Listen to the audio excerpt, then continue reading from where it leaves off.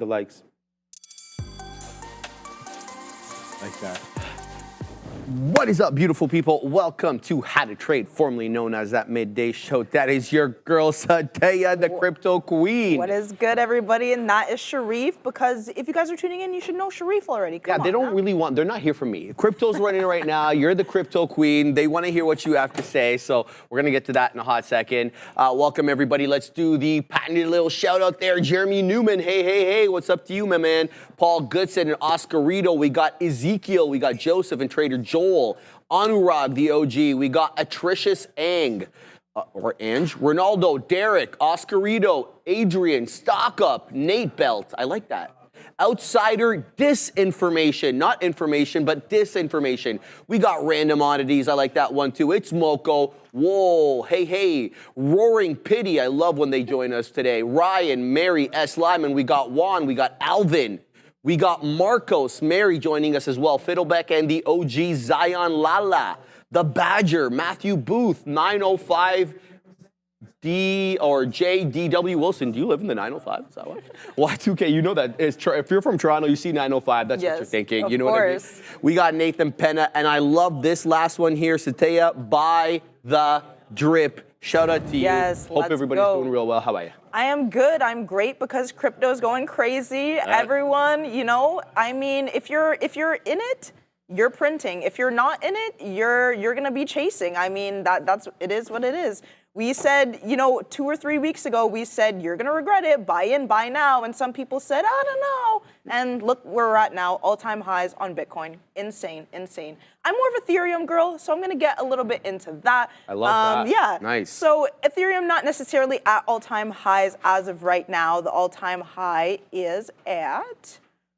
Where we at? So the all-time high is at around 4,844, let's call it, USDT. And right now we're sitting at 3,316, 3,317. And so, wow, like, what are my bus stop levels? Where am I going to start taking profits? That is the real question that we need to ask here. And before Sharif gets into the lesson, I'm going to, you know, touch upon that. I think that I'm going to be taking a little bit of profits off of my personal portfolio, around 4,000, 4,300. And then again at 5,300, so a little bit up here. I think that, you know, if we scroll back a little bit, let's go on the monthly here. So I think that this move is kind of replicating this type of parabolic move. We already made that consolidation. We broke through this consolidation here from August.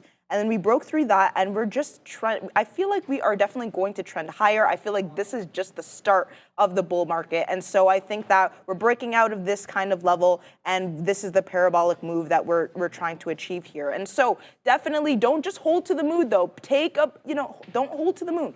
Take pieces of your profits off on the way up just a little bit. And then I feel like once we hit those all-time highs, as long as we don't cross that all-time high and then come back down, I think that we're looking pretty great here.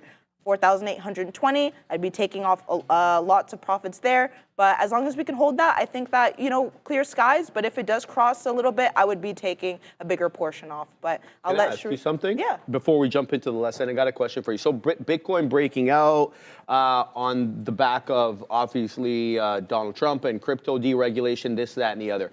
Is there something specific that could make Ethereum run that isn't necessarily nuanced to Bitcoin? You know what I mean? Like, we know that Ethereum's good with the smart contracts, this, that, and the other. That's what it has over Bitcoin. Yeah. Is there a specific catalyst that you'd be looking for Ethereum to really get going? Or is it, this is it kind of thing? You know what I mean? Like, as of right now, I feel like if Vitalik, Buterin, if he comes out with anything crazy, like, I don't know, there's cheaper fees on the Ethereum network, maybe something like that. But for the most part, Ethereum follows Bitcoin. I'm surprised that it's not like at all-time highs following Bitcoin, to be honest. But give it time. Yeah, I think honestly the ETFs, aren't the ETFs supposed to come out soon? So I think that might boost it and then really bring up those all-time highs. Fabian is saying in my ear, could it be because it's all locked up and already staked?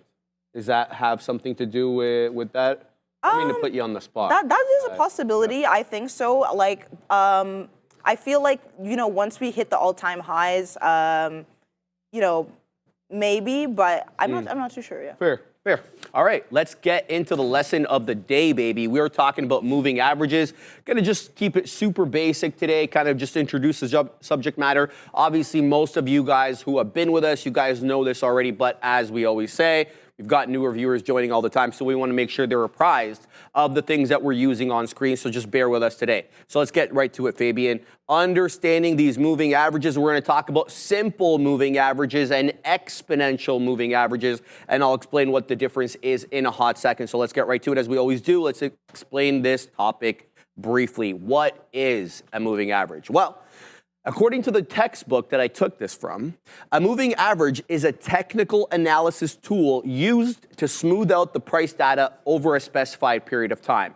Usually what we're looking at, that 14-day moving average, that 7-day, that 10-day, 20, 50, 100, 200. It's whatever period you want to use, but you have to understand that there's these things are kind of a self-fulfilling prophecy. They work because a lot of people are looking at them. So you don't want to be too nuanced with it. You kind of want to be with the crowd there. It also helps to identify, using these moving averages, helps identify potential trends and support or resistance levels as they show up on the chart. And by averaging past prices, the moving averages can help filter out some short-term noise and reveal the underlying trend. So if you were to look at it, the price that is, on a candle-by-candle basis, you might be a little overwhelmed. The moving averages help smooth that zigzag of the chart a little bit better and kind of shows you whether we're moving up diagonally, down diagonally, or kind of in that consolidative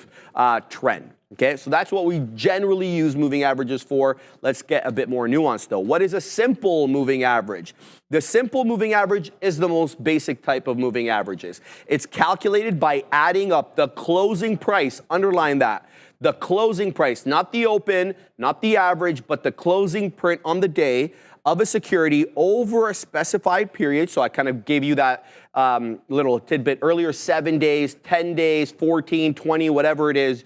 Okay, so you're adding up the closing price of a security over a specified number of periods and then dividing by that number. So you're going to add up, say, the closing price of Apple over 14 days, and then you're going to divide that number by 14. For example, here it is, SMA equals price 1 plus price 2, going on, divided by n being here the periods. So an example, a 10-day simple moving averages, SMA for short, would add the closing prices of the last 10 days divided by obviously 10. That's basically all you need to know about that. Some key points though about simple moving averages. They give equal weight to each data point. No one data point, meaning no one closing price in whatever end periods you're using, is weighed more than the other. Meaning day 1 is equal in weight to day 10 or day 20 or day 50, okay? So they all have equal weights for their values.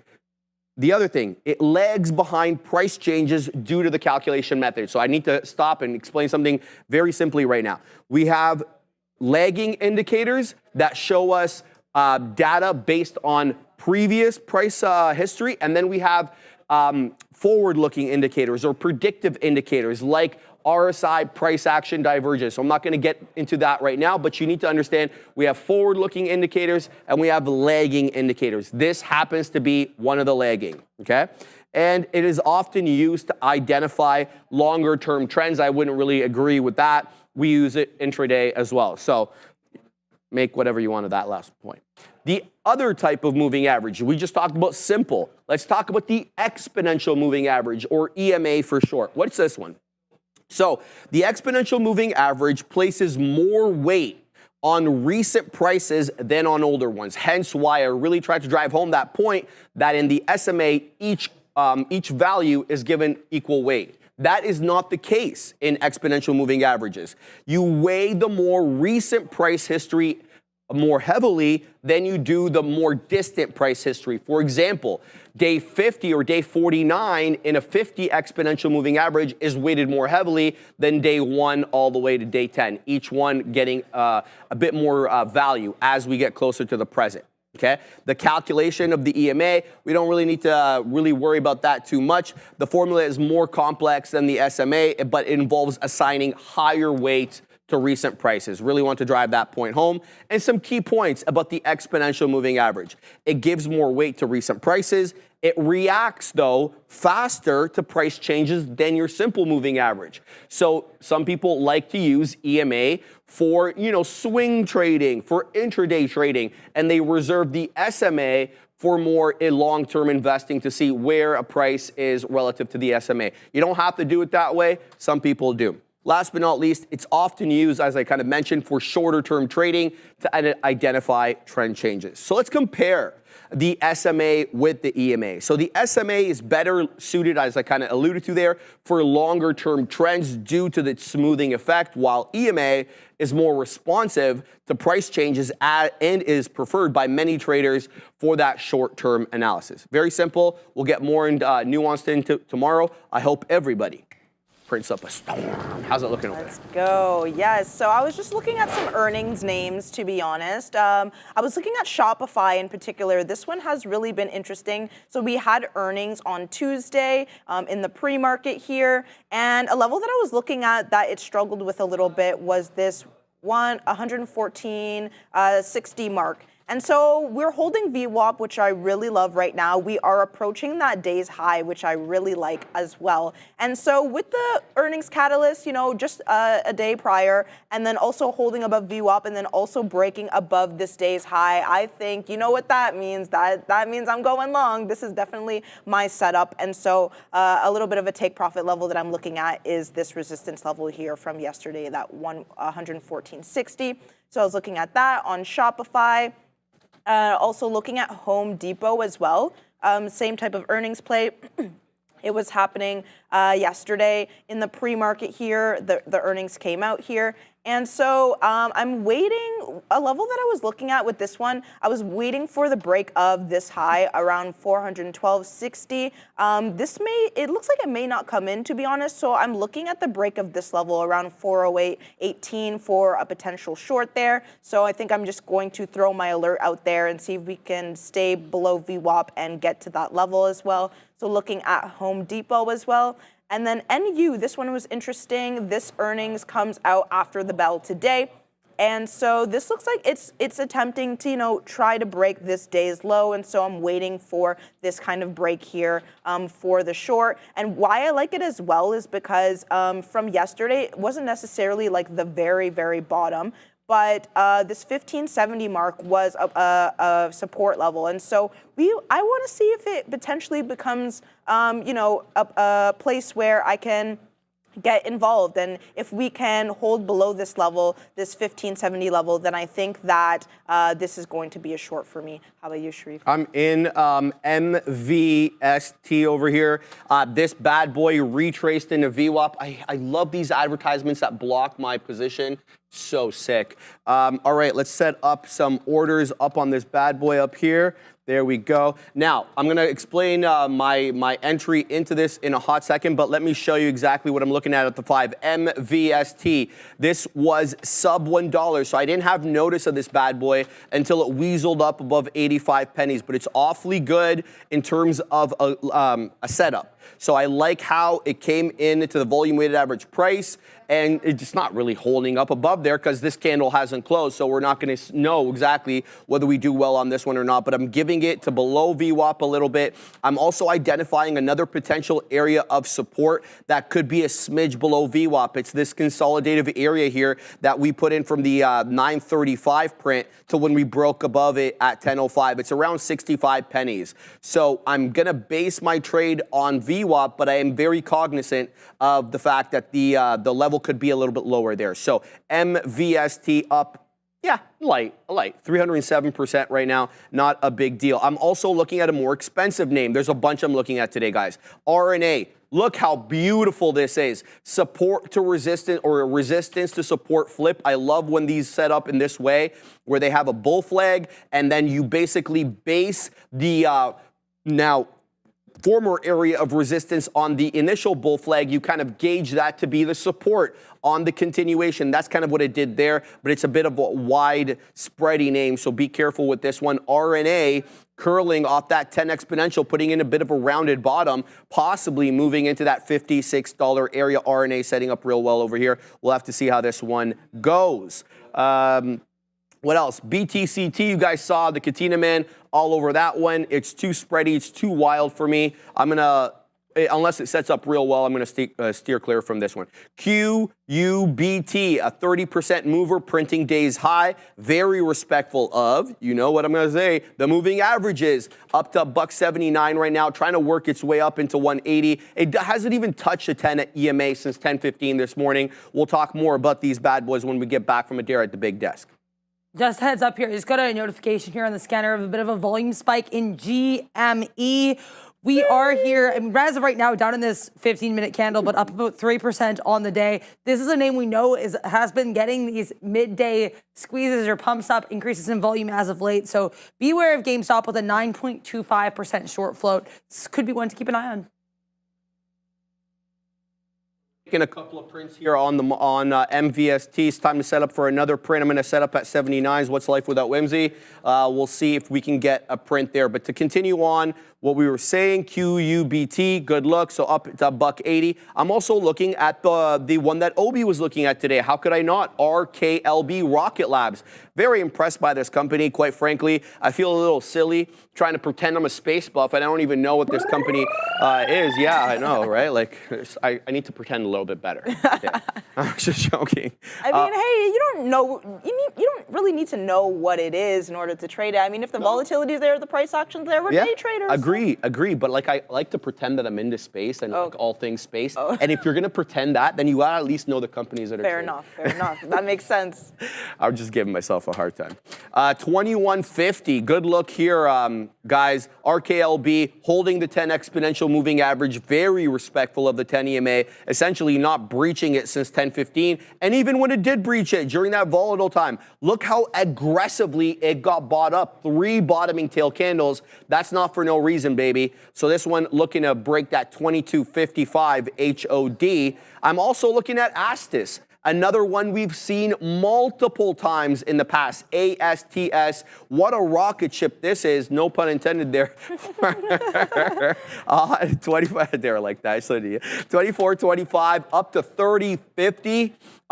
Finding a lot of resistance, though, in this $30 to $30.50 area, so be careful. 4 candles now of 3 candles of indecision right now. Let's watch, see if this one wants to give us a possible entry off $29.50 at the 10 EMA. Otherwise, I'll be looking to VWAP at around $28. Just quickly here before we go back, we're still doing well over here, so now it's time to take more out on our friend MVST. I'm putting an out on 82. Looks like it already hit 82 and I wasn't there for it, so I suck. Damn, how you doing that's over the there? worst. Yeah, so I'm just in my Shopify as of right now. I got in at around, what was it, 111.45, got out around 111.50, and then I put my stop at break even, to be honest, and so I was just like, I don't know, but I still kind of like the price action, and so I'm not gonna paper hands it too much. I did risk a little bit less for my second entry, but I still think that I got out a little bit prematurely. I should have, put my stop loss, down here around 110.60 or below VWAP around, 109.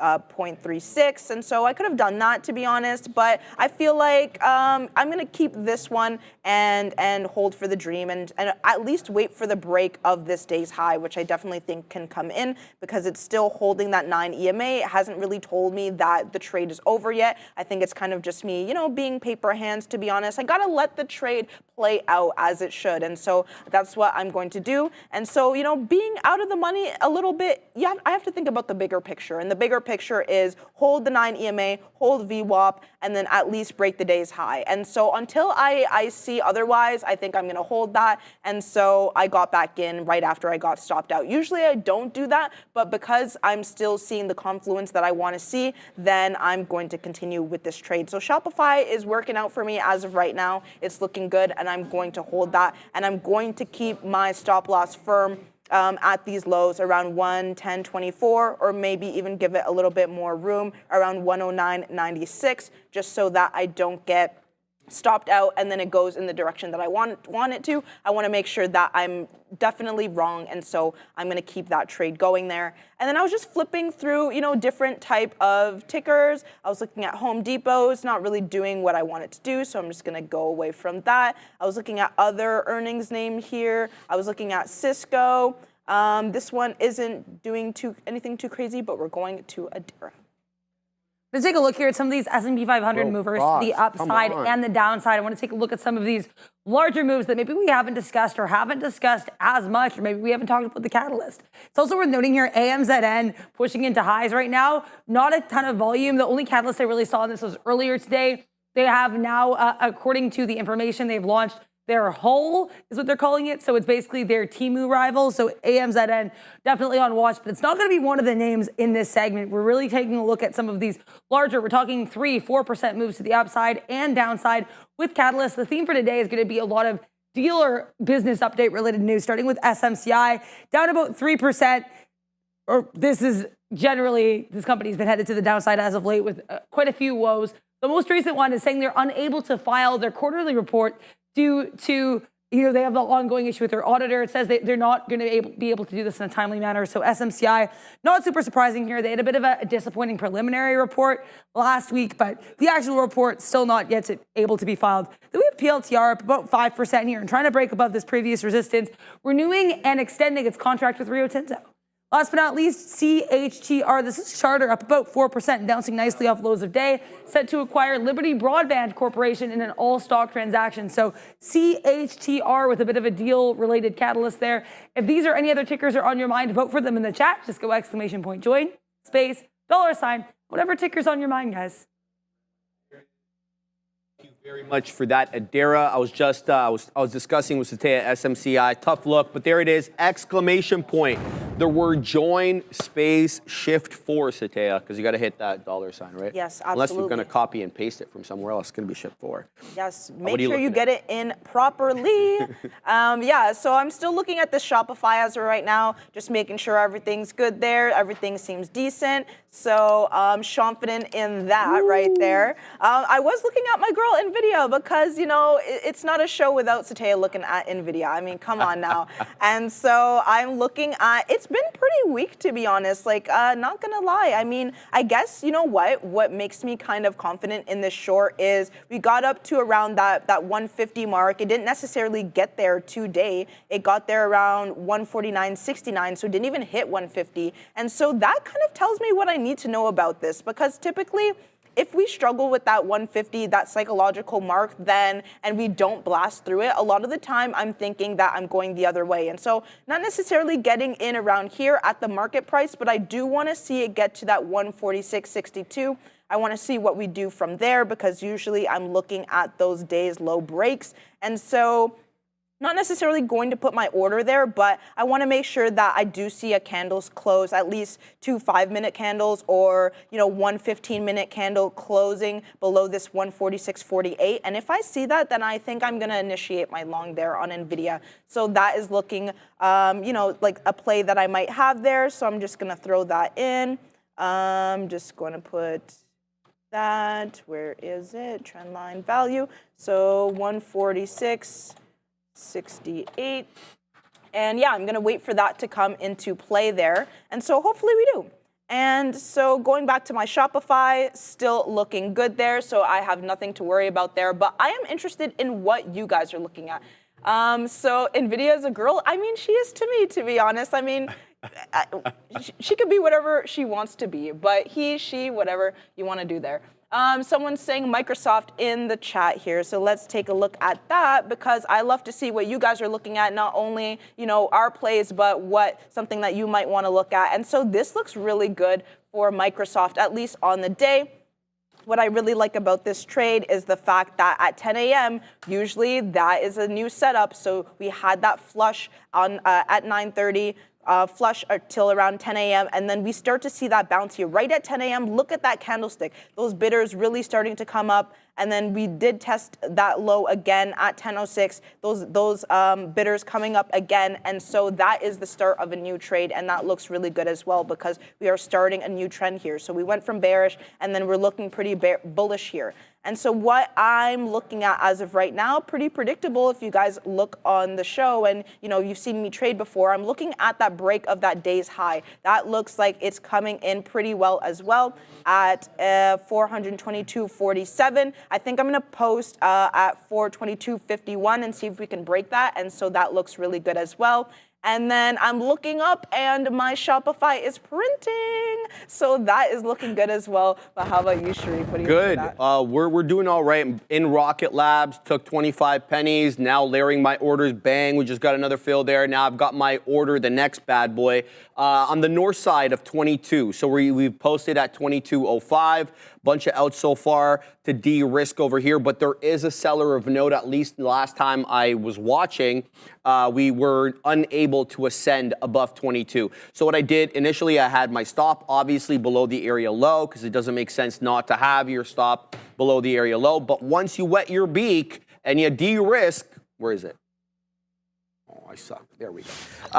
Then I moved up my stop a smidge below my entry to account for giving back profits. Obviously, I don't want to be giving this 40 pennies when I've already scalped out on it. So I'm going to keep my patience with RKLB, knowing that this is a bit of a bamboozler. It's not bad. It's holding the 10 exponential right now, but what I'm seeing and keeping me a little worried here on RKLB, even though we had that 10 exponential holdup, look at this. It's a 4-candle lower high setup. So it's going to have to change for me to get interested. And the way that it changes, it's got to break and take 22, right? Because this candle over here that we printed at 1120 weaseled up to 2210. So the only way to get a new high is to print above 2210. So we'll see if it can, number one, take 22, and then whether or not it can print that new high to keep me interested. Again, moved up my stop.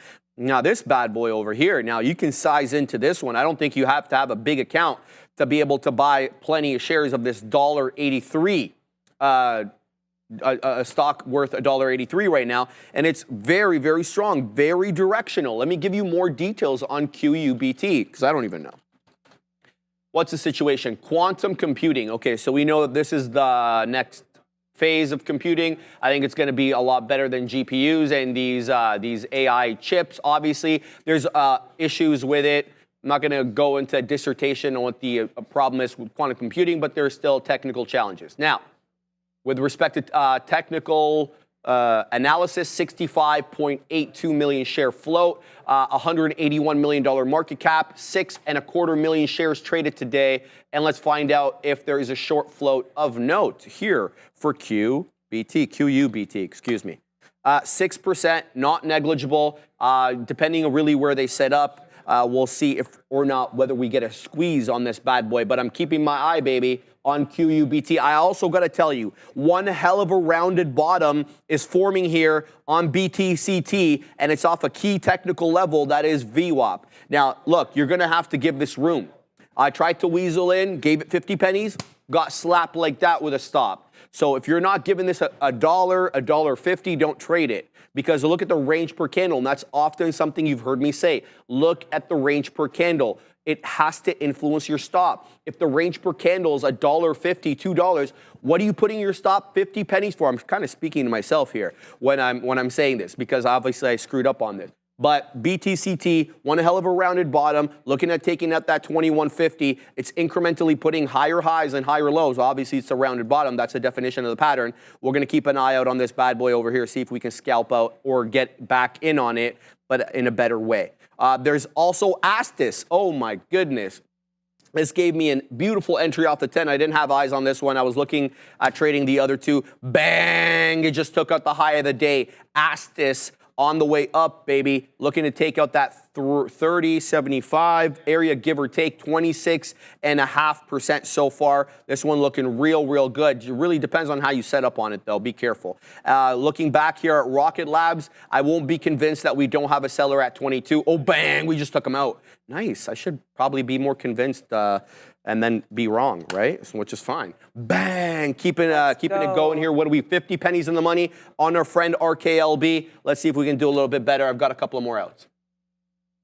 Oh, awesome. Thank you, Sharif. Thank you for, giving your insight, your trading insights. We love to see that. Appreciate you. And so my Shopify is printing, and so I'm glad that I jumped back in there, to be honest, because I really would have been sad if I got stopped out and it was just waiting there like, when am I going to get back in? No, you see it, you set up, you hit it, and that is what we are doing. So I loved it. I really like the look out of it. Right now, I'm trying to assess, okay, where should I, start taking some profits here without, taking some profits while still, holding for the dream. And so I don't necessarily think I'm wrong until, the break of this here 111.85. So I think that, I'm going to keep my stop there, but I think that this is going to push forward. And I'm looking at a take profit level of around 113.30.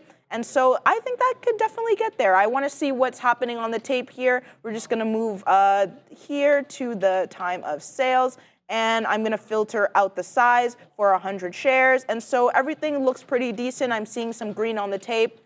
We do have that confluence. We are above the 9 EMA as stated. And then we did break through that local high there. And so I'm not scared, to be honest. I think I'm going to keep holding that. And so that looks pretty decent. And so I was taking a skim through the chat, and someone was saying Tesla 340. And so, I mean, listen. If you are, trying to initiate a long to go to 340, I wouldn't necessarily think that that's the best look as of right now, just because we are below VWAP. And so if you are really looking for that long, I would say wait for us to, cross VWAP around 336, and then maybe you can catch that $4 move from 336 to 340. Yes, you are buying a little bit higher, but at least you have that confluence that it may go higher, rather than, you get in here and then it doesn't even get to VWAP, and then it just bangs down, and then you're in drawdown. So you want to wait for, more confirmation there. And so, we did make this bottom here around 322, and I think that is pretty decent. But the thing is, that's just not enough confirmation for me, at least. And so I wouldn't really necessarily get in there. But that's my look on Tesla. Can I just cover yeah, quick one? Do your thing. Sorry, because Darius Golden asked me earlier, and now he's asking you, so I forgot. SoFi. Look, great look, Darius, on SoFi as of late, guys. Because while they're benefiting from the macro environment that we're in, but as you can see over the past 3 days, kind of caught in a bit of a consolidative move, with the high being that, around mid-14s, 1450, 1440. If you look back at the 11th, couldn't do as well yesterday, 14.25 HOD yesterday. With respect to support, kind of, yesterday was a bit of an outlying day if you're looking at 5 a.m., but once we ring the bell, it's essentially 1350 to 1450 range. So I'd say look for something towards that, 1375, maybe if you're feeling quite ambitious, that 13 2/3, and if you're really lucky, you get that 1350 print. SOFI, it's a great look, though, from a macro perspective. So, number one, we're likely going to get some deregulation with the new administration incoming. That helps these banks or these financial institutions because of capital requirements, et cetera. I'm not going to go into a dissertation on that. In addition to that, SoFi didn't benefit from the Biden administration's student loan forgiveness program because one of their biggest moats is that they've refinanced higher interest rate student loans at lower rates. Don't think the Trump administration, don't know, but don't think that they're going to continue with the student loan forgiveness. SoFi stands to benefit from that. Get it? Okay, obviously that's something to do with that print. So, we don't usually talk about that on the show, but we'll leave that. Get it though, Wayne. We're happy for you. In any event, so I don't think that that's going to be benefiting them going forward. Who knows, though? We haven't heard all the regulatory stuff coming out of the Trump administration or the new incoming administration quite yet. I didn't mean to interrupt you, but I want to cover that SoFi. Yeah, absolutely. Yeah. You wanna make sure that the chat is getting their answers, and so we deliver. So someone in the chat was saying, Mara, may we see a flat bottom break at this level? And so I was looking at it hard, and I'm staring at it, to be honest. I would be a little bit wary of this because, this was the pre-market high, so maybe we might see a little bit of a bounce there. I find it is rejecting. Like, it gets there, it rejected, 23.79 at 10.05, and then 10.40. Had a bounce there, 11.05 had a bounce there, and so it's really struggling with this level, to be honest. And so I want to make sure that that support really isn't very strong. And so I'd wait a little bit. I would wait for the break of 23.59, 23.58.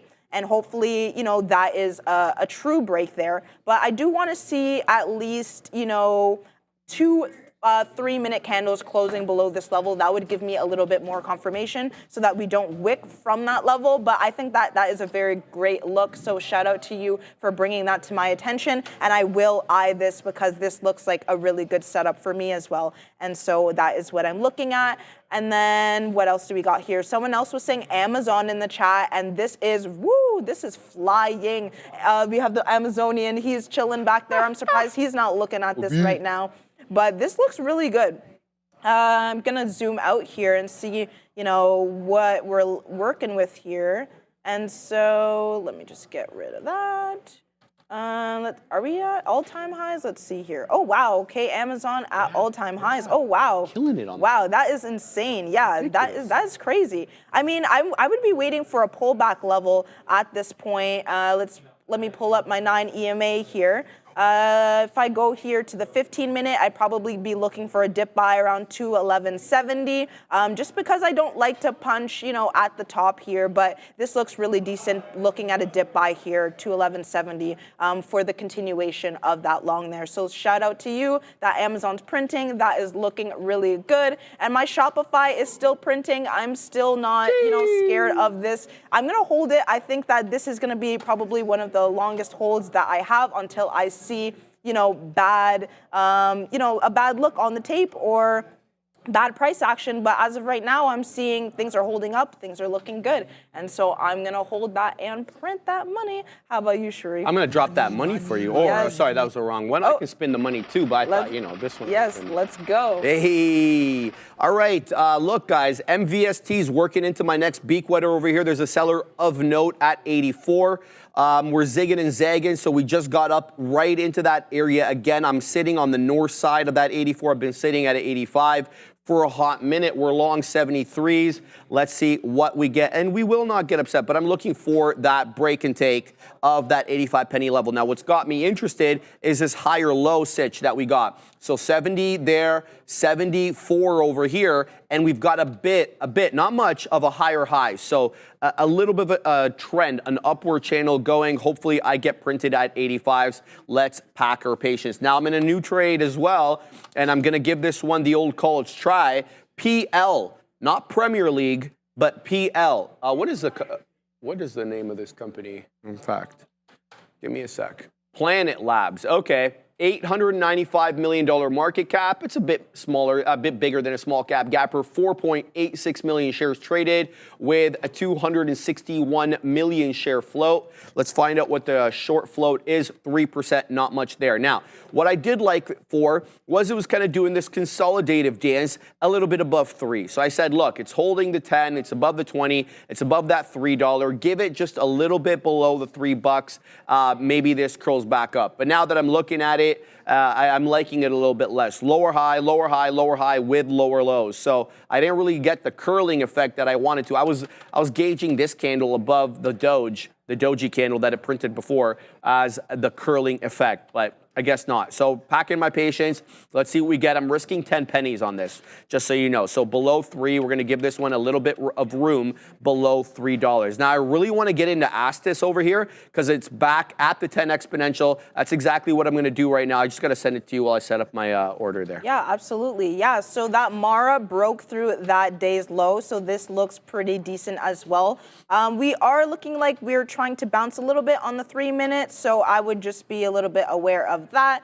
But this looks pretty decent as well. If this candle doesn't close above this candle here, the previous candle around 23.92, as long as we don't cross that, I think that this short is still in play for MARA. So that is looking really good. And then NVIDIA, something triggered there. So let's see with NVIDIA, okay, wow, yeah, that broke through the day's low as well, which is something that I was looking at. And so that is blasting to the downside. So that looks ugly. And so, yeah, NVIDIA not looking too good, girl. And so, you know, we're going down there. And so I wish that I had an order sitting there, to be honest, but I usually don't like my orders sitting right at the day's low.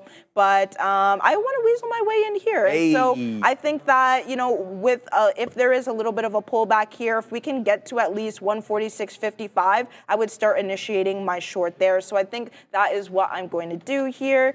So I'm just going to pull up NVIDIA. I want to get in at this 146.55 level just because I don't want to get in at the market price. I don't really like that. I want to make sure that I'm getting the best price possible. And so 146.55, I'm going to initiate my short there. So that looks pretty decent on NVIDIA. That looks pretty good. And you also looks pretty interesting as well. I like the fact that it bounced around 1040. 1057, came up to VWAP, couldn't cross that VWAP, really struggling with that level, and then we're going on our way down here. And so it is already in a downtrend from the morning, and so that's something that I'm looking at, but we're going to Adair. We're going to take a look here at some of these day one earnings plays. As always, if these or any other names are on your watch, make sure that you go in that chat and vote, !join, space, $, and whatever ticker you're looking at, because the top 5 tickers will be covered by Obi and Sean at 2 p.m. And you have until 1:50 p.m. to make sure you get your votes in. Spotify here, SPOT up about 11%. They missed here on earnings per share quite heftily, 1.59 here versus 1.84 expected, but they did have a bit of a beat here on sales. Apparently here, the sales were up year over year, premium subscribers up 12% year over year, and also above estimates. Then we have a bit of a tale of two earnings reactions here because CAVA, look at this beautiful rejection off that 162 level, previous area of resistance. CAVA initially gapped up nicely, now down about 7%, despite arguably a stronger report than SPOT. They beat on earnings per share. They beat on sales here for Cava Restaurant Group. Same store sales up about 18%. Apparently their restaurants are up 21.4% year over year, increasing their guidance. So it really goes to show it's not about if the earnings are good or bad, it's how market participants react to them. Now, in terms of what we have on watch, we have Cisco and NU reporting tonight. Cisco here, earnings, we're expecting 87 cents per share, revenue of $13.76 billion. So we'll have to see if this one gets a little bit of a pop or dumps like a truck. We also have NU, that was also reporting here after the bell. Then Disney here tomorrow morning, DIS, huge company here. Of course, we had that Nelson Peltz debacle earlier this year. Analysts are looking for $1.09 earnings per share, revenue of $22.6 billion. Also LUNR, which is running a little bit earlier today. This one reporting before the bell. JD and BILI. So Billy and JD.com, 2 Chinese ADRs and watch too, guys. Did you say dumps like a truck? I did. Yes, Adara. We were like debating whether we heard that or not. Nice. I love it. Adara with the puns, always coming in clutch. You were saying something, Shree? Yeah, sorry. Okay, guys, Astis. I want to talk about this one. Did really well on it. Got stopped out for the remaining amount. Got in at 30 because it was a 10 exponential.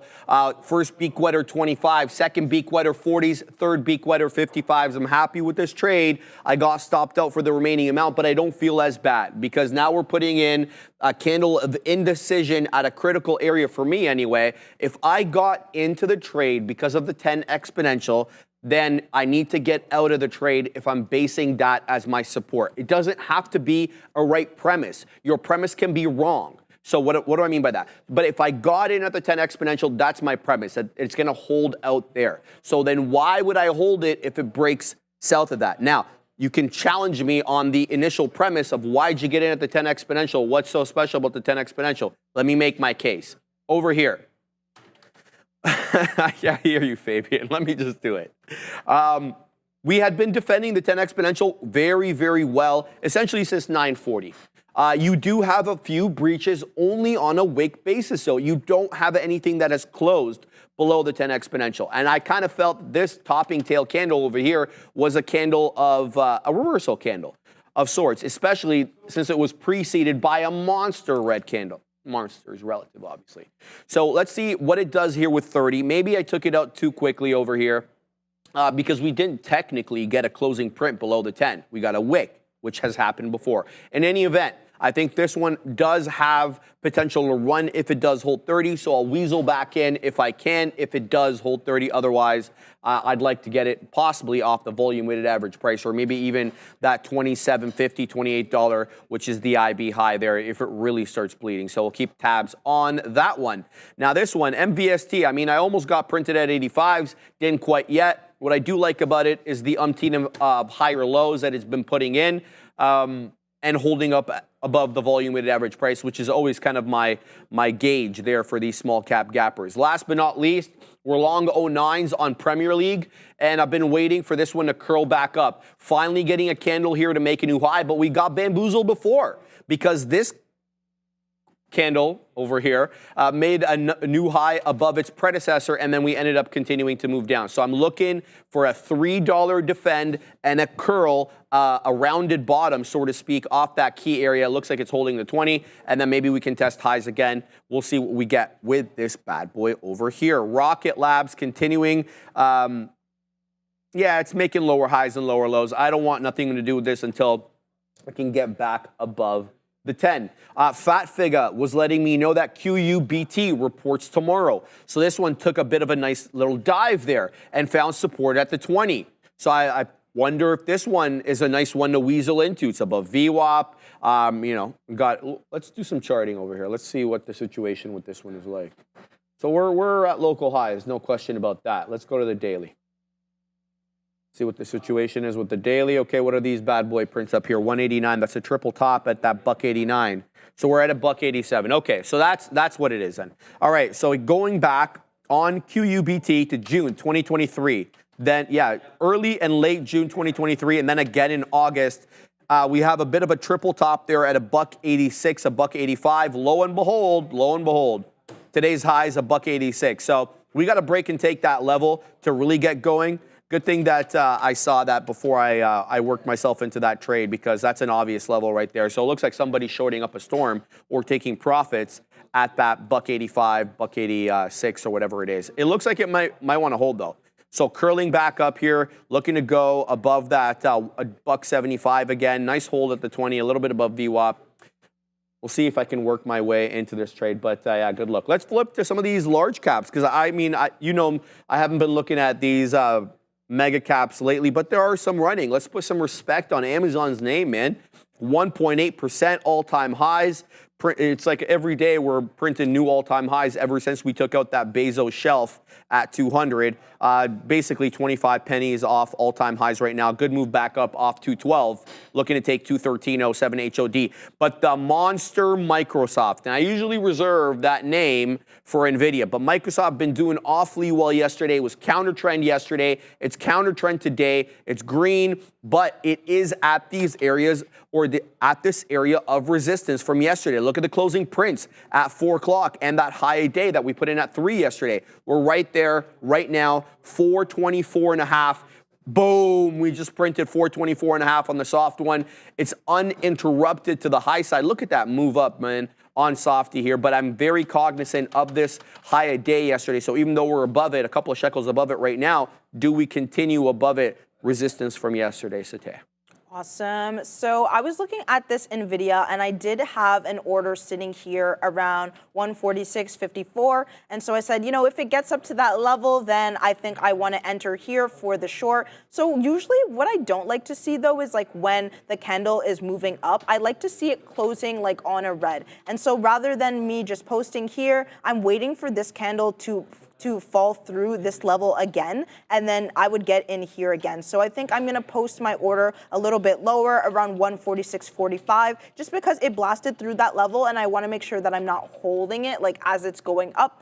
And so if it can break through this level again, then I think that I will enter here. But it's looking like it may bounce a little bit, but I think 146.45, I'm gonna put an alert there and see if we can reach that level again, just because I don't want to get faked out here. And so as long as we can get through there again, 146.45, then I'll start initiating my short there. And then I got in on Mara here. I got in at 23.20.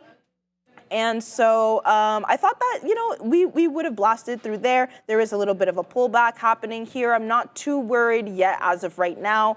But I don't want to see it crossing this 23.66. If it does cross that, then I think that I might hop out of this trade and we're going to Adara. Timing couldn't be better. Vinfast has made waves by delivering over 51,000 EVs in the first 10 months of 2024 in Vietnam, outpacing major international competitors and becoming Vietnam's top auto brand. It's an industry milestone. Vinfast is now the first EV maker in the country to outsell traditional gasoline cars just 2 years after going fully electric. Globally, Vinfast is on a roll, expanding its footprint in major markets like the US, Canada, and Europe, while breaking into new high-potential regions like the Middle East, Indonesia, the Philippines, and India.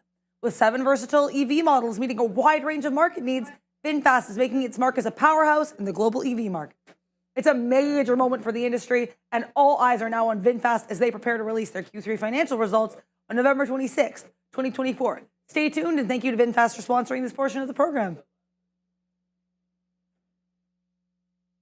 Before we go on, Vinfast is building a plant in North Carolina, kind of like Polestar. And why that's relevant is because we've obviously got a tariff situation on our hand here with Donald Trump. So that could vastly change how things are priced. Because if you're racking on tariffs on top of the MSRP, because you're building them outside the United States, you can't offer a good price or a better price to consumers. But if you're building them locally, like Vinfast wants to do in Polestar, then that might be a bit of a different situation for you. So I want to throw that out there. Obviously, we're sponsored by them, so you should know, obviously, that there is that element of it. But I'm giving you objective information here, and I have no personal interest. I'm not invested in Vinfast, but I am invested in Polestar. I want to make that very clear.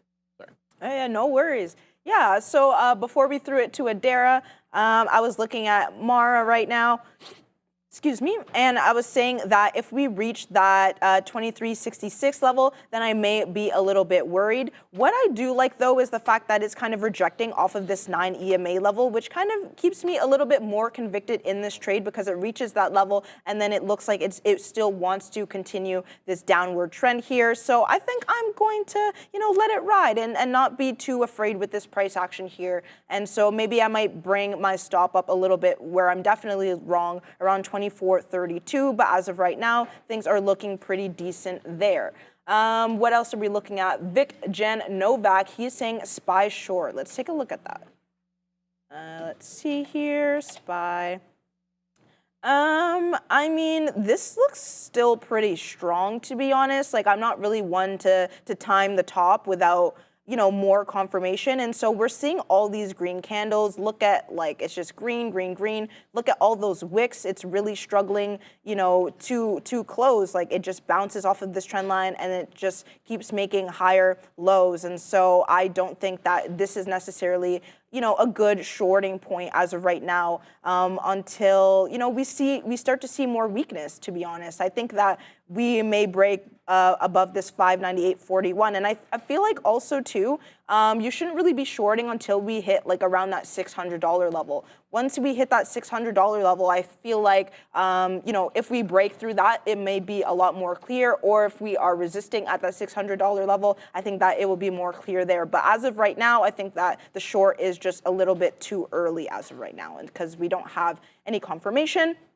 But potential resistance zones we're looking at is 599.33 and then 598.45. Those were kind of levels from yesterday that I would be paying attention to. But I wouldn't really start initiating that short or even getting involved until that $600 mark. So that's my look on that. What else do we got here? DJT. Let's look at that. DJT. This looks interesting. I like the fact that we are kind of approaching that low here. Let's see here. Yeah, I'd be waiting to see what we do around this 28.82. Is there a bounce off of that level, or is it a breakthrough at that level? So just pay attention to that. If we see a strong wick similar to this at that level, I would be a little bit wary for the short. I want to see at least 2 3-minute candles closing below that level, but that's my look. How about you, Sharif? I'm looking at a new one here, Satya, DYN, and this is an earnings winner. It's just showed up onto my scanner. I'm not really sure why, and it's a big mover, 18.5%. Let me show you what I'm seeing on the 5-minute chart, because that's what really got me interested in it. Now, it's a little extended. If you've watched me trade these before, you know how I feel about getting too far away from the 10 exponential moving average on the 5, and that is what that green line on my chart shows there. That's the 10 EMA. It's hanging out at 33.50. We're almost at 35 bucks here on DYN. So I need a bit of a pullback. Now, it doesn't have to touch the 10 EMA, but it has to weasel a little bit closer to it. Like, look at this, 2-candle hold up over here. Not a big drop, right? But enough for the EMA to catch up a little bit. So that's what I'm looking for. I want this one to drop. Now, I should tell you, it's an earnings winner. So here it is. Dyne Therapeutics Incorporated reports results for the quarter ended September 30, earnings summary. You don't need to read the report. You can just gauge that by the market reaction. $3.5 billion market cap, light on volume. That's one thing I don't like about this. About 621,000 shares traded so far today. Yeah, it's south of 1 million, so we're going to have to tread carefully here. The float, about a little bit less than 100 million shares, about 98 million share float. And let's find out what the short float, if possible, is here. Nice. Okay, 13.5%, says Trade Ideas. Now we can work with that. So let's do some charting here and figure out, well, number one, I got to add this bad boy to the watch list over here. Otherwise, the price doesn't update. I have no idea why. Now we're coming down a little bit. I was like, why isn't this thing moving? All right, good. Now we're coming into an area that I like, but let's do some wider time frame charting. The 10, this is the daily, excuse me. Okay, so we were doing quite well from November 2023 till August of this year. We were up a light 687%, not a big deal. Since that time, obviously we've given up a little bit, dropping off from that 47.50 top. Looks like we based out, given, around 30 bucks. There was definitely resistance initially at 30, and even though you breached 30 over here, you generally held it. It's not an exact science, it's more of an art. So you can't really look at these levels too strictly. $30 holds, and then now we're above the 50. But however, we still have lower highs. After that big boy drop from September, you've got incrementally lower highs. Even with this latest pop, we're still not above that $37 level. So that doesn't really matter too much for an intraday, but if you're looking at this for a swing, you need to be cognizant of that. It's a good look. What the hell does this company do, bro? Clinical stage muscle disease company focused on advancing life-transforming therapeutics for people with genetically driven diseases. You got to love that catalyst or that objective there, so long as it's honest and they actually try to help with that. So DYN, certainly on watch over here. I don't know exactly how I would pick it up. It's just too far away from that 10 exponential. I'm going to need to come in a bit more. I don't have an exact level, though.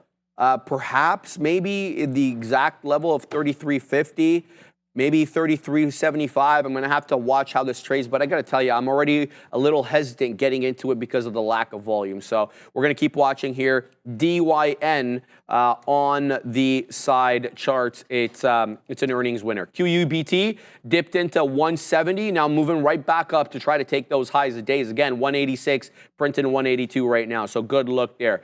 Guys, as you can see, some of the small cap gappers really losing the momentum. BTCT, we were talking about a rounded bottom off VWAP. Not really manifesting, $21 resistance. RNA has been very consolidative since 10:30, not making any new highs. MVST, same thing, I'm involved in that. Makes a 105 high, now weaseling here above VWAP, but very consolidative.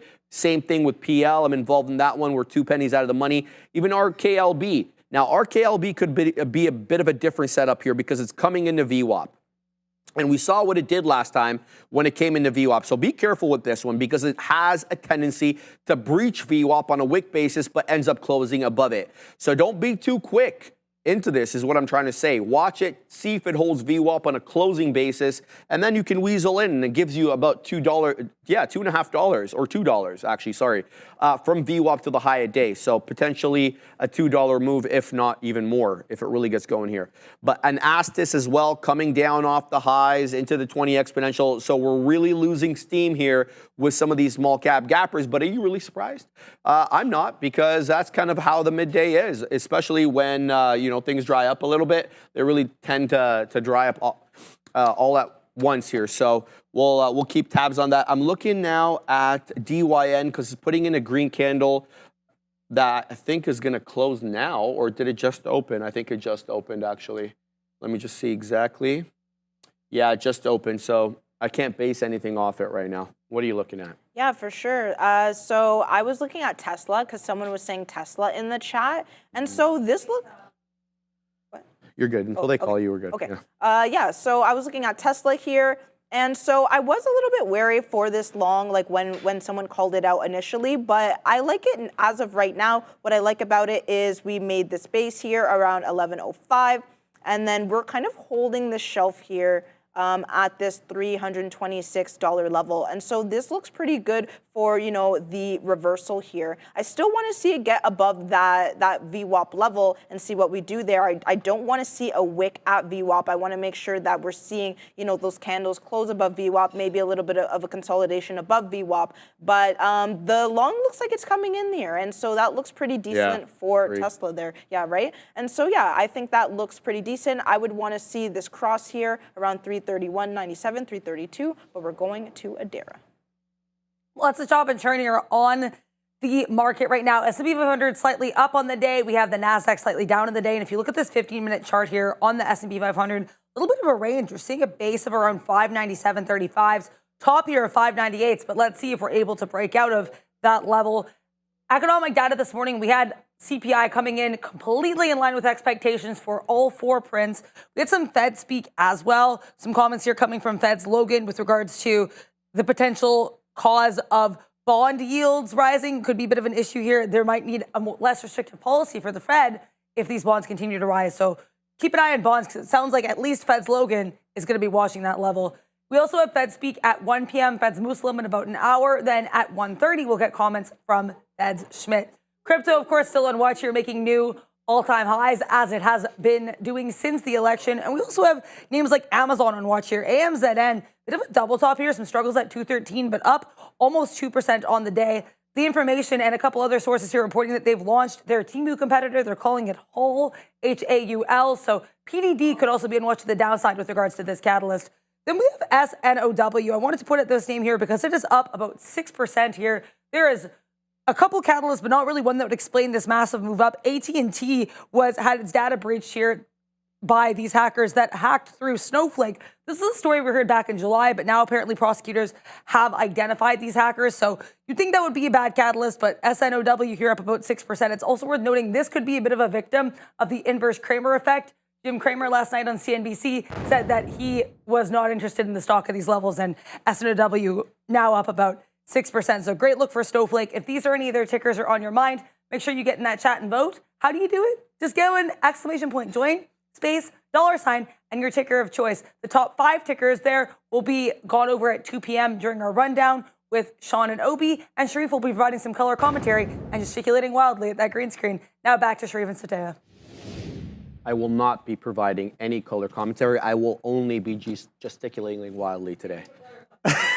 Get it, Adara. Yes. Shout out to Adara, man. All right, you were in the middle of... yes, I was talking about MARA, I believe. So I got out of that trade because I'm not seeing the action that I want to see as of right now. It is holding above the 9 EMA, so usually that is kind of a reversal kind of indicator for me. And, Bitcoin is blasting off right now, making, new all-time highs. And so, you know what? I am just going to get rid of that, and because that's not the look right now. So I hopped out of that one. And so where's the next trade? That is what I'm looking at as of right now. And so I'm just flipping through tickers. I have my eye out on this Tesla. I think I'm going to put an alert here around 335.21. And so that is exactly what I will do. And so going to have that alert there. Let's see what our girl Nvidia is doing as of right now. I'm kind of glad that I canceled this order because once I saw this green candle, I got a little bit nervous, and we are, consolidating a little bit below this level. Above this level that I was looking at, around this 146.50. Once the price action gets at those 50s levels, that's where I really start to decide whether or not I'm going to get out of a trade or not. And so if I see that there's lots of price action happening above 50s, so if I see like 53, 54, 55, and I'm initiating, if I'm trying to go short, for example, and I'm seeing that type of action, I usually just cancel the order because it looks like that the bidders are really trying to push up that price above 50s. And so I didn't really like what I was seeing, and so that's my look on Nvidia. As of right now, I still have my order here around 146.45. I really want to see it get to that level in order for me to get involved again, because I want to see what it does at that 50 level. If it can break that 50 level and go to 45, then I'll have more confirmation for the short. But as of right now, we're above 50s. We're at 65s right now, and so I'd just be a little bit cautious. Even though we still are in a downtrend, I want to make sure that I do have that confirmation there. So if it's holding that 50s, then I'm just going to stay away from this short. And then I believe this is for you, Sharif. SP Williams, can ACHR possibly squeeze? Already loaded it up. So let's throw in the ticker ACHR, and we'll have a look at what this bad boy is doing on the day. It's obviously at lows right now. First, let's give the deets on the name. So Archer Aviation, $1.5 billion in market cap, so not a small cap gapper. Traded a fair amount of shares on the day, 21.5 million. Shares traded. What's the float on this bad boy? Okay, I'm seeing 208 million. Let's verify that with Trade Ideas. Okay, ACHR. I've got 190 million over here, so not that much of a difference. 208, 190. Short float, big boy, 27.33%. Is that why you're asking SP? Because you saw the short float there and you're like, hey, GameStop all over again. Let's have a look at this one. Let's go to the daily, see where we are in terms of the major trend. What is this? Okay, so this, obviously you can tell it was a SPAC. How do I know that? Because it hovered at 10 to no end, right? And we know SPACs have to stay in and around 10. I'm not really sure of how the actual dynamics of that work, how they keep them at $10. If anybody knows, I'd really like to know. But we hovered at $10 for too long of a period for it not to be obvious. Once we de-SPAC, though, it looks like we tanked here a little bit. This is the weekly on Archer. The support in and around $2. The local trend over here, at least from September of last year, a double top in and around 7 with a sell-off with a neckline break at around 450 to about 4.25. I'm talking about that neckline break, double top, continuing down. All right, so do we have support at these levels? The answer is yes. Have a look at the double bottom that we put in before the double top. I love these technical patterns, right? Look at that 3.25 neckline break and take that we got in, looks like late spring, early summer of 23. We weaseled up to 7, 8. This is the weekly, and now we're finding support at 3. No surprise there. 3 had been a support level and then a resistance level. So it's a good look. Now, intraday, now that we understand what the longer term trend is, let's look at the daily over here, see if there's anything locally that we need to concern ourselves with. Let's zoom out. Okay, so 3. Now we're back up into that 4.25. We're still lower highs, though. That's the problem. So we're still area crest, lower high, lower high, lower high. How can we weasel into this trade on the day? Now, it's obviously found support at 420. Yeah, it's a tough one. Look, if you're going to take it long here, wet your beak at 4.25 for VWAP. You also have resistance, not just because of VWAP at 4.25, but you have the IB low, the implied balance low, right at that 4.25. So you should be taking out profits there. Now, if it continues to go, I say wait until about that 4 2/3. That's the closing print, but this has really got to work its way back up for you to get that. And I don't know if we get that today. So yeah, let me know how Archer goes. Did this report? Why is it down? Archer, let's have a look over here. Entered into a sales agreement relating what? Relating to the shares offered by the prospectus. Did they have an offering? Let me just have a look a little bit more to see if anything came in from yesterday. hires UAE leader Abu Dhabi. That ain't the move. Okay, I'll have a look at this after.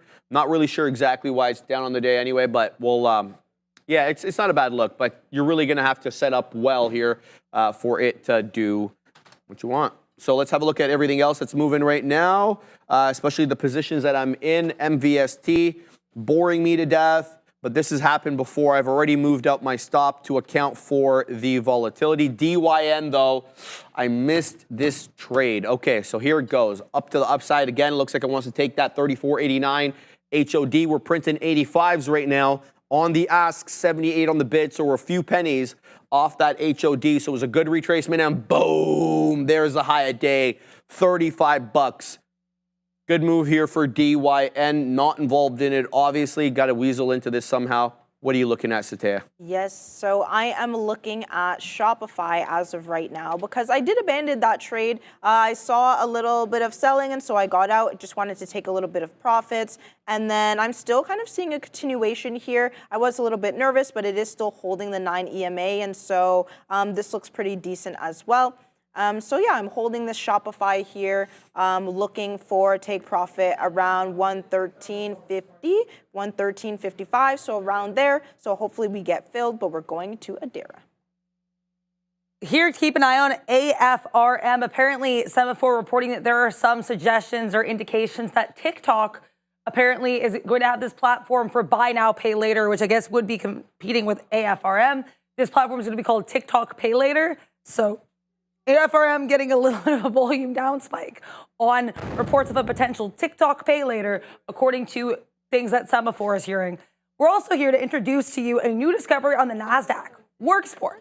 Worksport is a US-based manufacturer and rapidly expanding with the growing revenues, government contracts, and innovative green energy products designed to power your life off-grid. Whether you're on the move or seeking sustainable energy solutions, Worksport has you covered. Now trading on the NASDAQ under WKSP. Discover the future of clean energy with Worksport. Speaking of Satea, guys, Apple at high a day, Microsoft high a day, Meta high a day, Amazon high a day. You see where I'm going with this? So big boy moves right now on the Mag 7. I was just talking to Satea. I'm like, who's buying Apple here?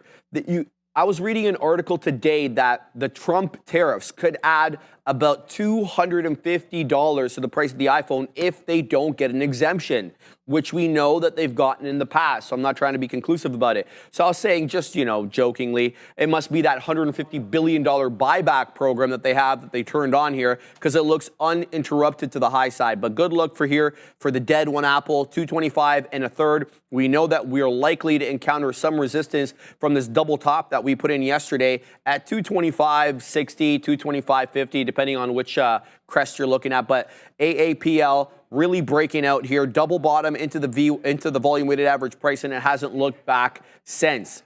Meta as well. Meta looking to go greenery on the day. That will have to take it above yesterday's closing print of 584. And it looks like 4/5 or 3/4, give or take. I love this higher low, higher high, VWAP hold look on META. We still have the pre-market high at 586 and 4/5, give or take. So keep your eye out on that. But yeah, the Mag 7, they're not all heading higher. But yeah, good strength right now. NVIDIA near lows, Tesla still below VWAP, Goggles just weaseled its way above VWAP, and the Fuge just barely red, 0.02% in the negatory land, but it's trying to break above the closing print from yesterday, which, just for your own information, 21,188. Satea. Awesome, thank you. Yeah, so I just wanted to talk a little bit about this Shopify trade. So typically when I'm getting in at overextended levels where I'm like, I don't know, this can reverse on me, a lot of the time I will keep that stop really, really tight. And so I'll keep it right at break even. I'm not trying to lose, more than I should. And because I could just jump back in. And so I got in at 113.06. And so my stop loss is 08s and 06s, so that I'll just break even if it does get to that price. And so it looks like I might get stopped out here. That is okay, because once it does pull back a little bit, if it does, and I see a point where we kind of base out, then I'll just get back in the trade there. So that's my look on Shopify. What else do we got here? All right, NVIDIA, it's your time to shine. Let's see what our girl NVIDIA is doing. And then Tesla, it's looking like it's approaching that VWAP level, so that looks pretty decent as well. But going back to NVIDIA, yeah, she looks like she's, trying to do something here, but I'd still want to make sure that she gets above that VWAP level. So around 148, that's just me personally where I would get involved. And so she's looking like she's trekking up to the upside. And what I really like about this trade as well is like, if you look on the 4 hour as well, because 12 p.m. just started, we're seeing that green candle here on the 4 hour. And so as long as we can close green on that 4 hour, so once 1 p.m. comes around, as long as this candle is still green, NVIDIA looks pretty decent as well. So whatever comes first, whether that 1 p.m. green candle close happens first or the break above VWAP, that's what I'm looking at in terms of NVIDIA. So that looks pretty decent as well.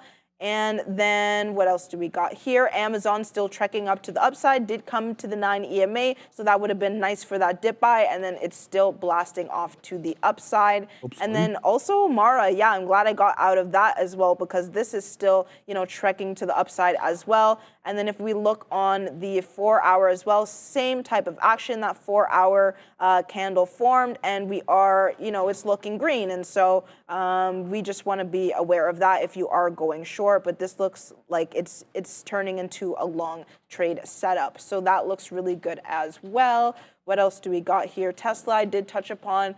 RKBL, let's take a look at that, because someone in the chat is RKBL or Roblox? RKBL? Yeah. KLBS, Rocket Labs. Labs. Am I doing it right? RKBL. I don't know why it's not. RKLB. Oh, LB. Yeah, okay. he probably typed it wrong. Okay. Yeah. All right. So looking at Rocket Labs here.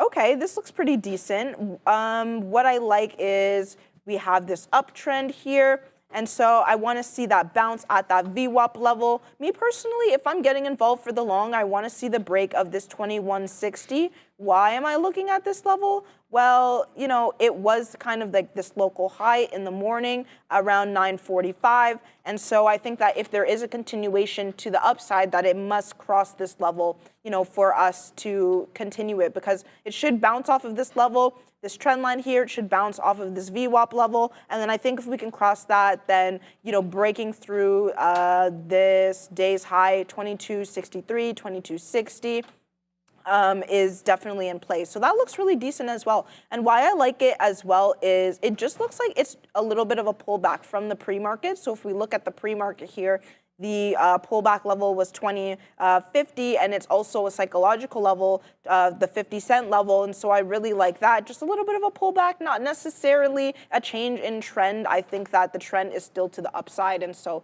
that looks really good as well. So, waiting to see if we can hold above this VWAP level, and then waiting to see if we can break through that 2160. That looks really, really good there. What else do we got here? Rocket Labs. What else are you guys looking at? Comment in the chat. What are you guys looking at? But we're going to bring it over to Sharif. No, everything's pumping. Everything's pumping. Like, I'm so sorry. much to look at. Yeah, Meta at days high, Microsoft days high, Amazon, Apple, and the future. The future's close. Well, no, it's not. It's fine. About 43 points. Guys, we're getting an aggressive move up here on the future and on some of the Mag 7s. Some are participating, some are not, Katina, man. So you got the likes of NVIDIA below VWAP. Tesla's fighting, been fighting with VWAP. And it looks like Google's got its own fight, but it's not with VWAP. It's with that $180 level, topping tail candle right now. Zagging through that VWAP level. Keep your eye out on the Mag 7. They seem to be moving now, but look at the dead one. The dead one has resistance from yesterday, and I won't be convinced otherwise, and it's already retracing about 15 pennies or so. Whether Apple rejects off this level or not, an entirely different story. I'm going to be very interested to short here on Apple. If it does show me a rejection, there's no rejection pattern, but if I see something, that looking like a retracement or reversion trade, I'm going to weasel in. I want to see if this one ends up printing as a topping tail. Sometimes it prints on the 5, sometimes it's on the 15. You're really going to have to do a multi-time frame confirmation here to be, extra sure. At least I will. We're getting a topping tail right now on Softy. A bit of a candle of indecision. We'll keep an eye on Apple. Meta is right into that closing print, and it's rejecting off yesterday's closing print in the 584 mid-80s. And again, you got Tesla rejecting VWAP right now. So a 4-candle holdup on the Cybertruck. Speaking of Cybertruck, they got a recall today. At VWAP. No surprise, not a shock there that it's finding resistance at VWAP. We're always using VWAP as areas of support and resistance. So TSLA, interesting look there. All the while, the future took 21.2, weaseled up, and now it's finding resistance in and around that 200-point level. Nothing really surprising about that. Whether or not this is just a little bit of a holdup or whether we're going to curl back down, an entirely different story. So I'd like to set something up here on the Mag 7. We'll see what we get, and we won't get upset. Bang on DYN, 30 pennies more in the money on this one, Katina, man. I'm going to set up on the north side now of 35. Ooh, he's back. How was the gym, brother? It was good, man. I love it, man. The guy's killing it.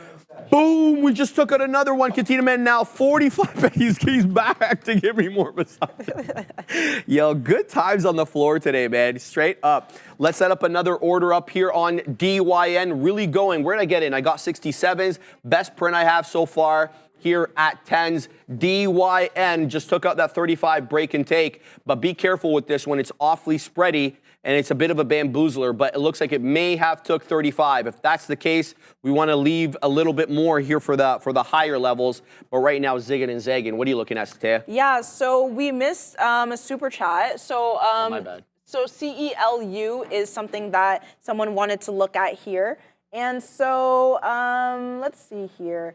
This is like a little bit of low volume for me, to be honest. But let's look on a higher time frame. Let's look on the 30, because we do have.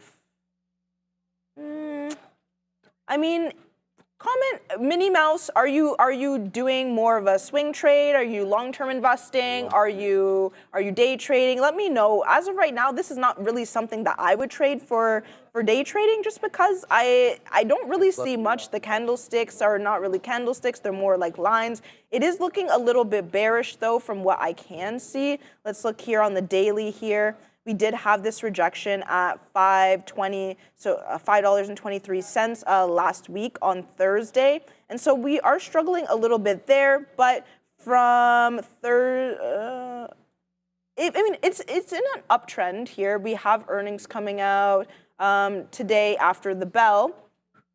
So I'm not really seeing like too much volume there as of right now. I feel like the earnings call would give you a little bit more of a decisive move, because the thing is, we're kind of just chopping around, to be honest. It's just chopping around below VWAP and then near the low of day.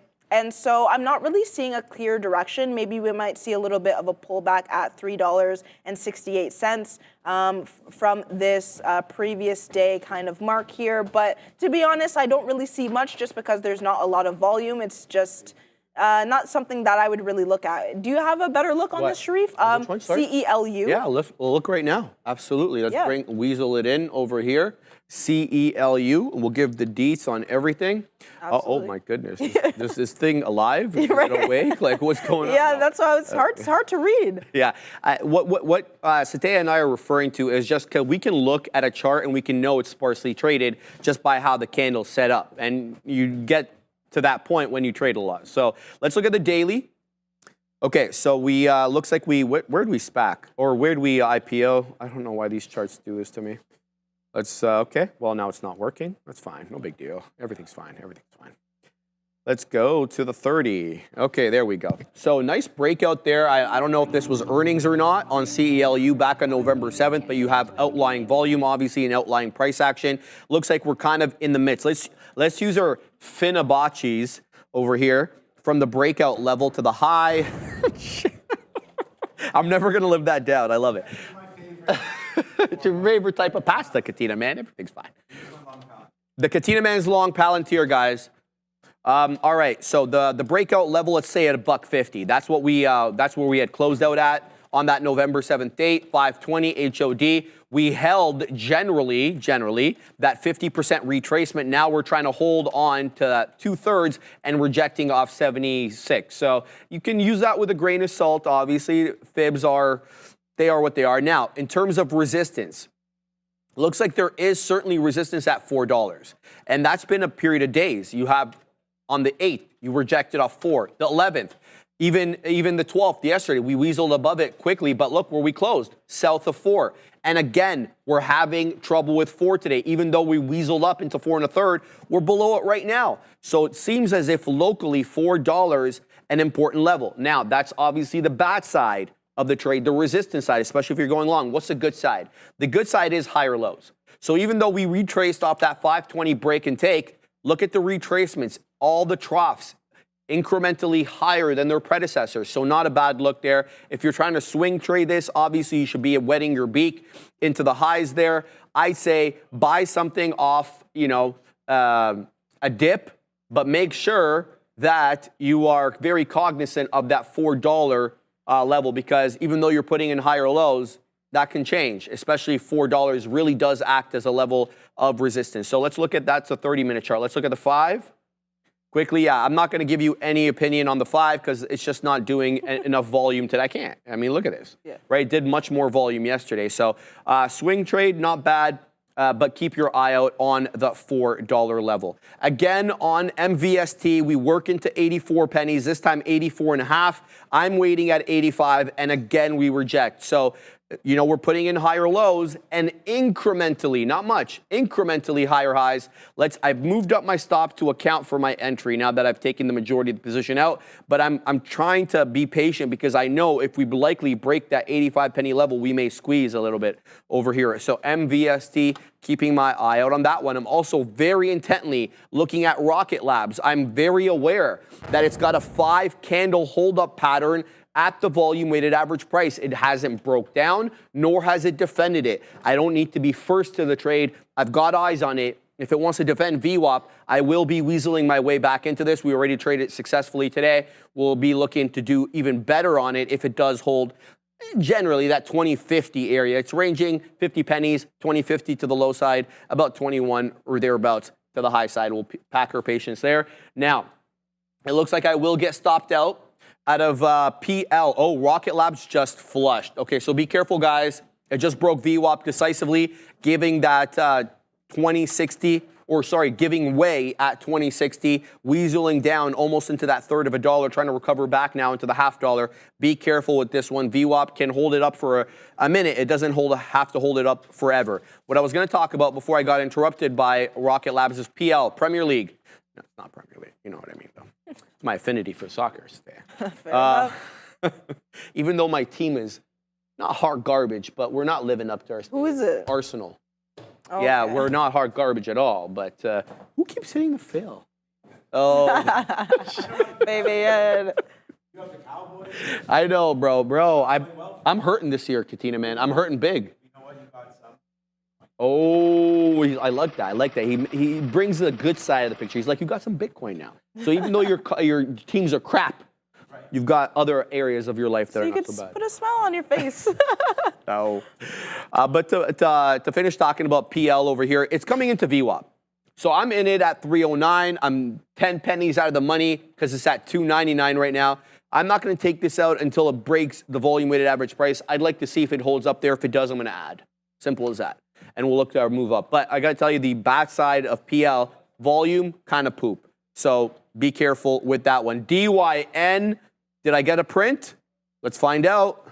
No, not yet. So we're above 35. We're at 35.28 right now. Good look. Now I'm waiting at 40s. So DYN is going 20%, over 20% now. Where did we get in? We got in at 67s. We're printing 28s on the ask. I'll wait at 40. Let's see if we can get a print up 20% today.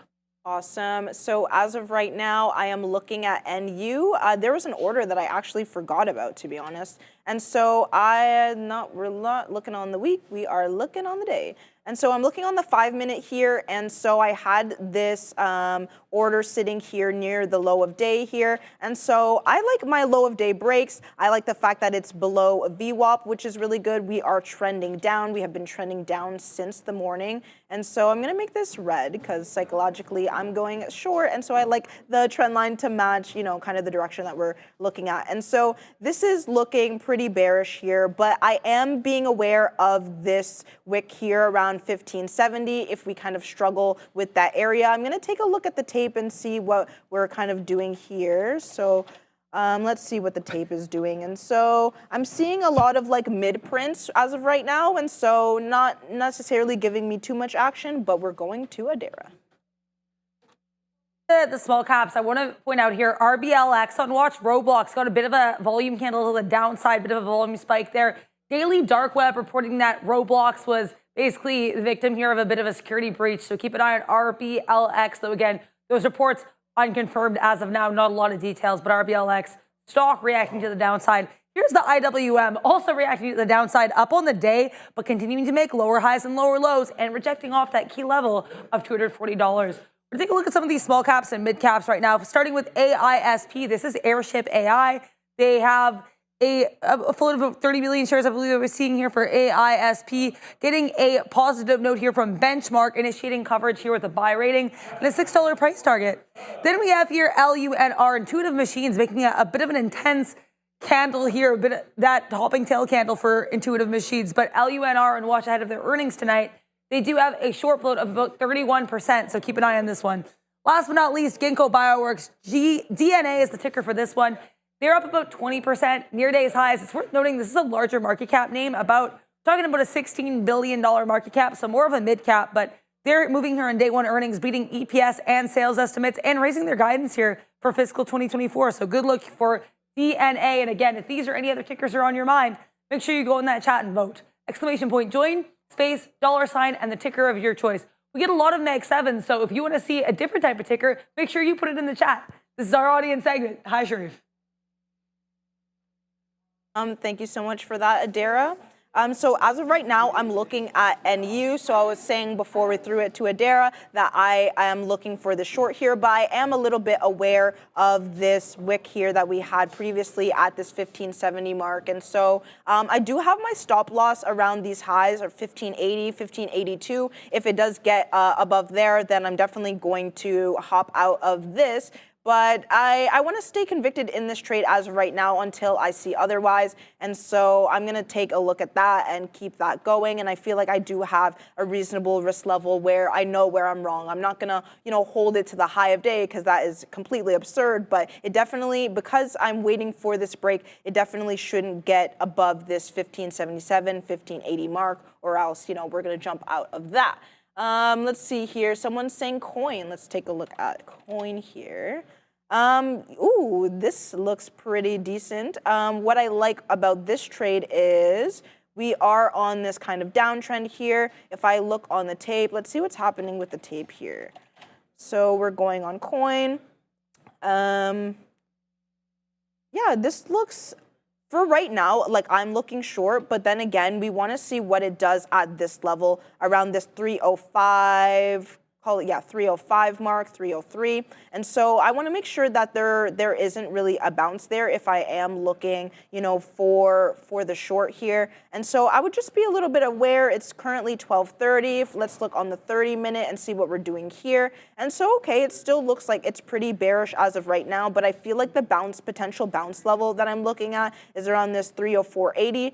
You can catch a scalp. I think that, if you got in here, catching that scalp to that level could be, in play. But I like to wait for a little bit more confirmation if we do, because I don't want to see like a wick off that level like here. That happened at 1140, and so I want to see a break below this level if I am looking short. But, we can get bamboozled, and, coin doesn't always necessarily follow Bitcoin. So we should just be wary of that. But I think that, Bitcoin being at all-time highs, I'm, a little bit cautious. And so I do want to see what it does at that 305 level. What else do we got here? ASTS, quick look if you find a second. Of course. Let's take a look at that. Oh, ASTS? Okay. ASTS. Let's take a look at that. I would say that like for this one, I'd maybe, if you're going long, I'd be waiting for the dip by 2870, waiting for that. That looks pretty decent as well. Wouldn't necessarily get in here just because we are making that consolidation, but I feel like my bus stop level, pull back to VWAP, and then if it wants to, continue the trend, then it should happen at VWAP. But I want to see what it does at that level, 28.56. Put an alert there, and then, see what the price action is at that level. I would say if it breaks that level, see what it does at 28.50. If we break 28.50, I would be a little bit cautious, to be honest. But if it breaks 28.50, say it went to 28.20 and then went above VWAP again, then I would be convicted in the trade again for the long. But I want to see it hold that VWAP level, and so not necessarily getting involved here, but waiting what it does, 28.60 and then 28.50, and see what we do from there. How about you, Sharif? Good. I wanted to mention, I forgot to mention this to you guys earlier. It's a little late now, but MNTS did make its way onto the scene. It's a little late. I did have this up about 15 minutes ago. The reason I'm saying it's late, because look where the volume spike is. The highest volume print on the day is not in the pre-market, not at 9:30, but at 12:10. And I like these ones. You've heard me say this before if you've been watching the show. I like the small cap gappers that have the meat of the move, not in the pre, not at the open, but whatever, midday, 11:30, 1:30, 12:30, whatever. The ones that start moving midday. Why do I like that? Because I'm not taking the scraps of the move anymore, trying to get off a key level of support. You're in the trending phase when you get that midday pump. So good look right now. Volume really dropping off, though. We were printing 700,000 shares per 5-minute candle not that long ago. Now we're down to 100,000, even though this one just opened up. It's a minute deep right now on MNTS. So I like something off VWAP, obviously. The 10 exponential for now is holding. As I say that, it gave way. Let me load it up on the side chart over here. We're going to take off MNTS. There it is, momentous. Now it's breaking down into 80 pennies. Now, it does have support at 80s. Look at this 4 candle, almost 5 candle hold up at 80 pennies, where the high is 80 pennies. So right there, it just dipped into 80 and got bought back up. So we'll see. We'll see with this one. There is a support level, though, of note at around 80 pennies. And this bottom wick on the candle right now kind of not confirms that, but just, showing us that kind of look. So MNTS, I wonder if I can weasel into this one or what the situation is going to be. I'm going to have to think about this one. It's kind of given way there. I'll load it up on the trading screen and see if we can figure something with that. And now the other one here, PL, back into this one. It does hold VWAP, so I had to take it out because it did breach VWAP, but it ended up holding it now, curling back above, so I'm right back in. So we're in at $3. It's 302. I'm looking at wetting my beak, 304, 306. We'll see what we get there. Now, last one, DYN. We got the print at 40s, but we didn't get the print at the 2/3. And look what this one did. This one weaseled back below 35. So even though we broke and took 35, it's showing you that the propensity of the stock is to remain below 35. So somebody's pushing this down, taking profits, whatever, above that $35 or at $35. That's the bad side. The good side is putting in higher lows. So if you're looking at area troughs, each successive trough higher than its predecessor, let's see if we can use that trend to our benefit or our favor. I've already moved out my stop. Nothing is going to go against me on this trade. So we've moved it up to break even on this. DYN. Bang! We just got MVST. Finally, happy with this one. Weaseled up to 88s. Now I got to layer my orders on MVST. How many do I have left? Yo, we still got some. Okay. There we go. Now Joe was making fun of me yesterday because I was fumbling the keys. And he's like, I've never seen anyone hit keys like that. Hey. I'm like, Joe, leave me alone, bro. Like, let him be. Let him go. Yeah, I know. The chat chimed in. Everything was going on. I don't know why. Because he doesn't trade small cap gappers. You gotta be fast. Yeah, man. Yeah. They don't hang out at the price for that long. Unless you got resting orders, you're gonna get. It's gonna leave. No, for sure. So I've layered up over here. We're gonna put at 88s, and now we're gonna also put it at 90 Satea to take advantage of that. We'll see what we get, and we won't get upset there. Keeping my eye on BTCT. Your stock is back at VWAP, Katina, man. He knows. He's watching it. So we're going to keep an eye out on that. And Fat Figure, I want to let you know that QUBT still hanging out at highs, man. I wrote this one's obituary way too quick. We were talking about that local resistance level, not local, on the daily at this level. And well, this is the level we were looking at, that triple top from back in 23, mid-23. We're back at it right now. This one looking very flat top breaky, Fat Figure. Let me know what you think about this, because it kind of dipped into the 20, held beautifully at the 20, and now it's right back at those highs. It looks like an ascending wedge with a flat top break. So we'll see. There it goes. It's breaking into highs. 187 new high you here. QUBT. Fat Figure was telling me that they were reporting quite soon. Let's find out. Bring down trade ideas and have a look at QUBT. When are they reporting? November. They already reported. They reported November 6th. Okay, so that was probably why we're running up in this. All right, sounds good. We'll keep an eye out on that one, and we'll work into it if we can. What else is moving over here? Premier League still at 301. Not much doing there. Satea, what do you got on your side? Yeah, I was just taking a look at the chat. Thompson Johnson, that's kind of a funny name. SPY 5-minute W pattern from 11 to 12 today, dropped back to test prior resistance at 598.20. New support thoughts. 598.20. Yeah, this looks really good as of right now. I was like a little bit wary when, we first asked about it, but I do like the fact that we are, trying to break through this pre-market high, so 598.70. This looks really good. It's holding above this trend line. Really like that. I really like the fact that it's hugging the 9 EMA. Periodically it will break through it, but the trend line is still pretty strong. A hold above VWAP is still really strong, and so that looks really good for the long. I would say, my take profit level from this level would still be 600, maybe a little bit. Maybe if we don't reach that level, 599.90, 599.85s. And so, seeing if we can reach there. I would want to piece a little bit off from there just because, if there is a rejection at that $600 level, I want to make sure that I take a piece off before if there is a potential rejection at that level. And so, yeah, that SPY, it's looking strong. It's looking great, looking really good. So I like that. Let's even look on the hour here for a little bit more confirmation. And look at all those green candles. 1, 2, 3, looking really strong, trying to break above that pre-market high. And then also another level that I'm looking at is 599.32. That was also a pre-market high level from yesterday. And so that looks really good on the SPY. Let's see here. Yeah. So that looks decent as well. If there is a little bit of a pullback, maybe around 597.69, I would wait for a little bit of a pullback there, but I think the trend is still long. What else do we got here? Gorav, AMD is at a critical level on the 4-hour. Now puts in a strong 10-minute candle worth a shot to take to VWAP, small size. Let's see.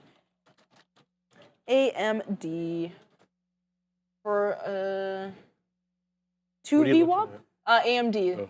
On the 4-hour now puts in a strong 10-minute candle worth a shot to take at VWAP.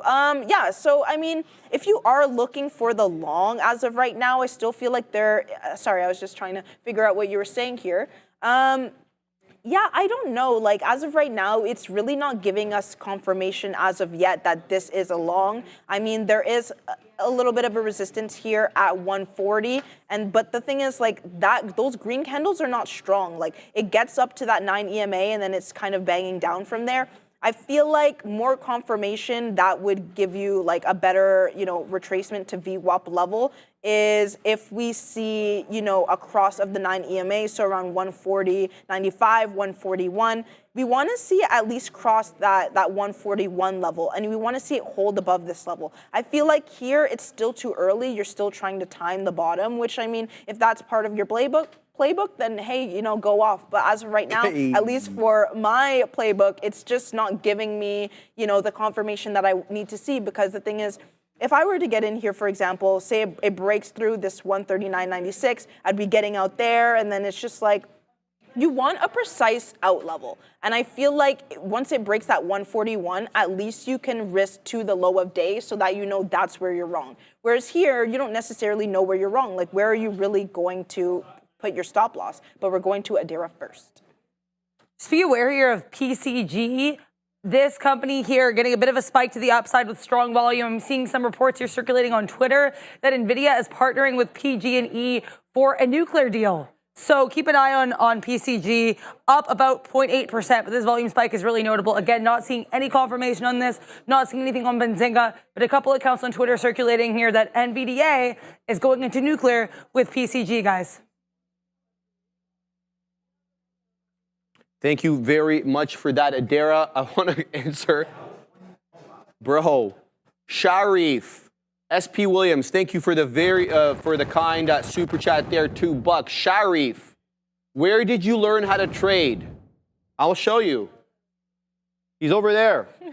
Show him. It's him. Sean, this is how I learned how to trade. I was a viewer for 2 years before I weaseled my way onto the floor. So that's your answer right there, brother. It's really that simple. No, that is the truth, though. I was a viewer every day. Obviously, we were all locked into our homes during the pandemic. I don't have to tell you all about that. And so the offices were shut. Everything was done there. And so that's what I got into. And one of the first things I did was searched live day trading on YouTube. And that was the first hit. And I never went back to another channel. I didn't need to. So awesome. Yeah, that's literally the truth. So. And while we're on that topic, you need to share, like, subscribe. Come on, we're giving you free content, free sauce. I pity the fool that doesn't hit the like and subscribe button. So share, like, subscribe. Come on now, guys. Love it. Yes, that's all you Thank need you for to do. that. No Thank problem. you for that. Yes. Okay, a couple of things here. So MNTS weaseled into VWAP. There he is. That's the guy. Weaseled into VWAP over here. I got in at 78s for the MNTS retracement into the volume weighted average price. I already wet my beak at 80s. I'm setting up my orders into 82s. High of the day, 87. Don't be too lofty with your price targets. I've already set my stop, though. Anything below the $0.75, and it's gonzino. Katina, man, that's the truth, brother. I mean, that's what it is, right? So that's a look there. Let's look now at this one, because we're doing well. Bang on MVTS. We take out 94s. Now we're really moving up. How many outs do I have on this one? MVTS. Not MNTS, MVST, excuse me. We're long at 73s. We just got 94 prints there. Let's see if we can weasel up into $1. This is the bad boy that was up into that dollar and then, was really rejecting. They got up into $1.05. So right now, 94 pennies local high. We'll see if we can keep ascending to the high side. Are we going to do the ad read, guys? 40 seconds. Got it. Thank you very much. So we'll keep tabs on that one. Guys, Rocket Labs is decidedly now breaking below the volume weighted average price. It's not a quick wick or a 1 candle close. No, it's a 4-5 candle close now on RKLB. Now here's my look. Yes, it's below VWAP, but there is an area of support of note at around 1950. I'm not going to have a resting order anywhere neither, but I will be watching to see if it wants to hold up at that 1950, okay? So pack your patience, see if you get the print there or if it holds up there. And then what comes from that. Did I get the print on DYN? I know I was waiting at a lofty area over here. Let's find out if they got the print. No, not yet. Okay, now we got to read we're doing trade the pool, baby. Ever wish you could trade without risking your own savings? With Trade the Pool, you can trade real shares using company capital, meaning you're not risking your own funds. And here's how it works. You choose the evaluation according to the account size that you'd like to manage. You have options from $20,000 all the way to $260,000 of buying power. Once you meet the profit targets, you become a funded trader and you start trading with Trade the Pool's capital. And the best part? You keep up to 80% of the profits. It's a game changer, especially for traders looking to bypass that pattern day trader PDT rule and access capital without the usual hurdles. So go on, head on over to tradethepool.com and check it out. You'll see exactly why traders are loving it. All right, yeah, I added that little part there on my own there. I'm sorry. Maybe they don't like that. Yeah. No, they don't. I definitely can't sing. So you're getting some love there in the chat, Katina, man. Shout out to Sean the Guru. Thank you again to SP Williams for the super chat. Appreciate you, my man. What are you looking at there? Awesome. So I am looking at NVIDIA. I think it's finally doing the move that I really wanted it to do. So we drew this line here at 146.51.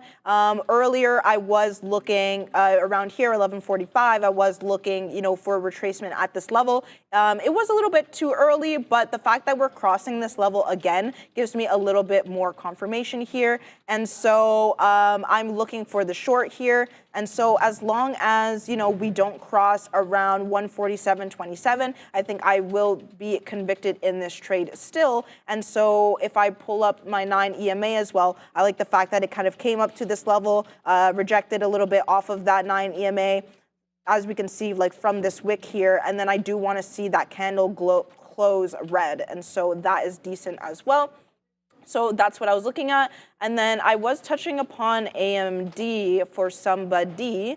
So yeah, I was looking at AMD as well. And so yeah, we were just talking about like risk levels and things like that. And so you do have a better kind of defined risk level once we do cross that 141, rather than you kind of holding if it potentially breaks this low of day and continues to the short side. So that is my look on that. Let's see what else you guys are looking at. TQQs. Let's see here. This looks really good. I really like the look of this. Why I like it, it's holding the 9 EMA. We have a little bit of this gap here on the 5-minute from the 9 EMA, and so that looks really good. What is really distinct with this is like this wick here. So we came up, came down, wicked off that VWAP level, and then we're just continuing this uptrend here, which I really like. And so I really like to see like those wick levels, because it really tells you a lot in terms of, what the trend wants to be. And so this looks like a long trend, and so this looks really good as well. I really like the fact that we're breaking through. It's not necessarily the high of the pre-market, but this is a distinct level that I'm looking at, 82.30, and so that is looking really good as well. As long as we can hold above that, as long as we can break through 82.50, which is coming in soon around like 7 pennies, then this looks really good for the long. And then my bus stop levels would be this pre-market high, 82.82, and then also the previous day high, $83. And so that is a really good look as well, going long for those TQQs. Ooh. And then Starburst is looking at Tesla back into VWAP. Let's take a look at Tesla.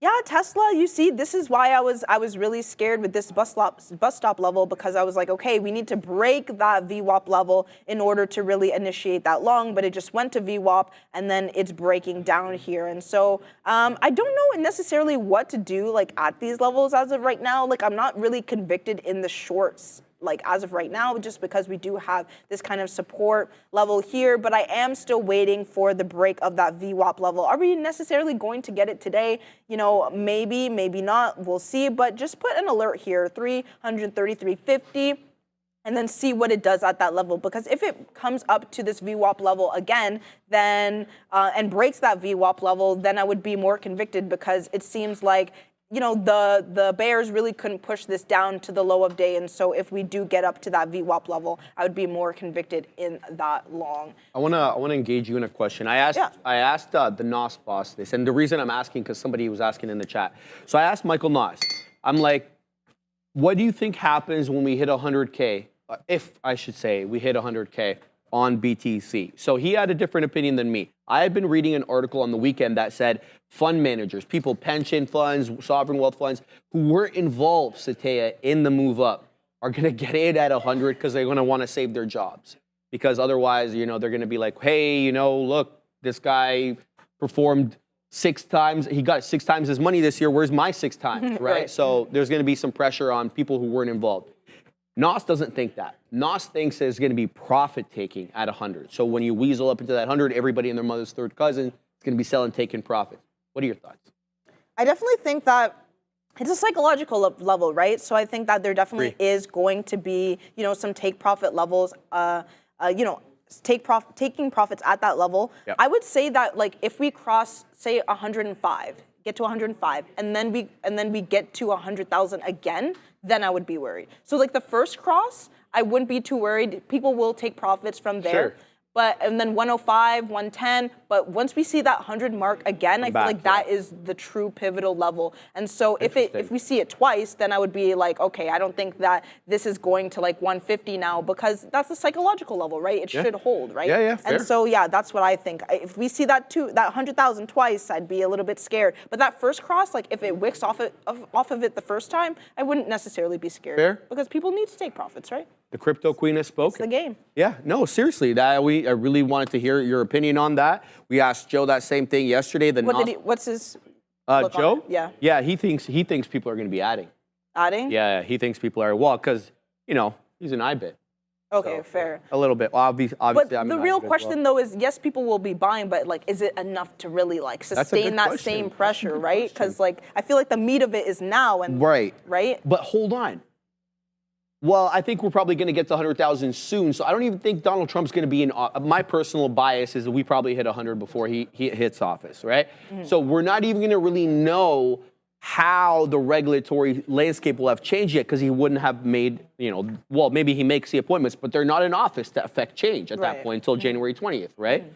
So it's going to be super interesting. And what I mean to say is we don't even know the extent of the regulatory changes. That's fair. It's a variable that we don't know about yet. It could be good. It could be bad. It could push crypto over 100,000.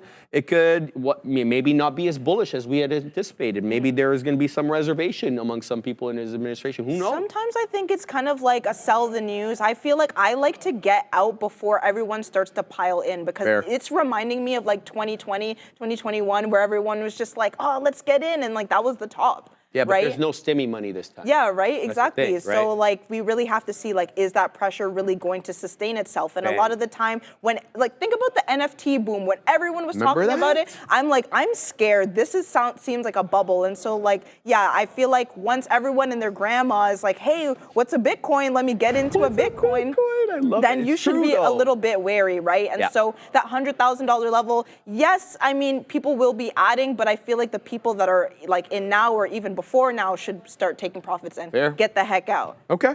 Yeah. Crypto queen has spoken, baby. Look, I tend to agree with that. I think it's going to be interesting to see what happens, man. I'm just excited to be involved in it. Finally, if I end up getting rinsed on it, I get rinsed on it. That's just how it's gonna be. So I'm invested now. All right, guys, let's have a look at what we're trading right now. DYN continues to elude me for that last little beak wetter. I've got my my out at a lofty 35 2/3. We're certainly having trouble with that $0.50, but we're reascending above 35. So now I'm not so worried about 35 being a local area of resistance that we only wicked through and then rejected. Now we've reclaimed 35. I like the look. I like the ascending wedge. I like the higher lows. I'm going to hold on to this one. Let's see if we can get that 35, 67 print, and we can hit the dollar club winner there. That will be first dollar of the day if we get it. Haven't got it yet. No, we haven't got it yet, Adair. Soon, hopefully soon. The other one I want to mention, I got stopped out of this bad boy over here. Where is it? It's MNTS. There it is. Okay, so we wet our beak quickly there on a 20 penny winner, but it did dip below 75. So I had my stop below that 3/4, and I gave myself room. VWAP is above 75. It's 77 and change, so I gave this one 2 pennies. It looks like it might be moving back up now. Now, if it does and it makes a first 5-minute candle make a new high, I'll get back in. I got no problems with that, but I had to manage risk on this bad boy, so we're going to leave that one to be. Now, this trade I'm quite happy with. MVST, we got that 94 print, almost top wick, 97 top wick. It dips down. Look how aggressively this dipped down. From 97 to 79, quick as you like. Now we're moving right back up into the mean, into around 87 or so in between them. So good look right now. MVST up 375%. Light day for it today, no big deal. But Fat Figure, I think I should have listened to you on this one. QUBT. Blowing through that 187 triple top that we gauged from last year. This is what I'm talking about on QUBT. It was a rejection May 23rd. It was a rejection June 15th. And then again, believe it or not, on August 1st, we took out that level. So this is, well, it's a year, almost a year and a half highs. Is it 2-year highs? What was this level over here? This is February now. So we're not at 2-year highs yet. We're definitely at yearly highs, and we're taking out key levels of resistance on the daily. Let me look at the weekly here. Is this rounded bottoming? Oh, this is the one that won't show me the weekly for whatever reason. Okay, that's fine. We'll look at that later. But yeah, this is a good look right now. QUBT looking like it's going to hit $2, 194 HOD. Good look. It's printing at the day's high on QUBT. So yeah, this one I definitely missed, and it was giving me all the opportunities to get in. 10 exponential retracement, 20 exponential retracement, higher highs, higher lows, you name it. It showed it to me, and I didn't take it, so I suck. We'll look to do a little bit, but no, I don't actually think I suck, but I'll look to do a little bit better. Okay, I think we got up into my level over here on that DYN. Did I get the print? Okay, so now we're above it. As you can see, here we go. We got up into 68s, but we didn't cross. So I still haven't gotten the print. 54s on the bid, 65s, bang, we take out the print there. So that's a $1 winner. Happy with that one. DYN up 21.5%. Let's see if this one wants to run a little bit more on the day. Let me go back to see what Robbie V was saying, because you and I were discussing the Bitcoin 100. I want to see what people were saying here. So many different opinions on this 100K BTC. I think selling 99K, then 99 to 100K, then pop up through 100 to 102 within a couple of minutes of it breaking. You're probably not wrong. It's a definite mover. So I think you could easily see 102 if you breach one. Elon saying 100K Bitcoin for bag holders. Yeah, I guess I'm one of those. Right? So that's the look there. Let's see what else people are saying.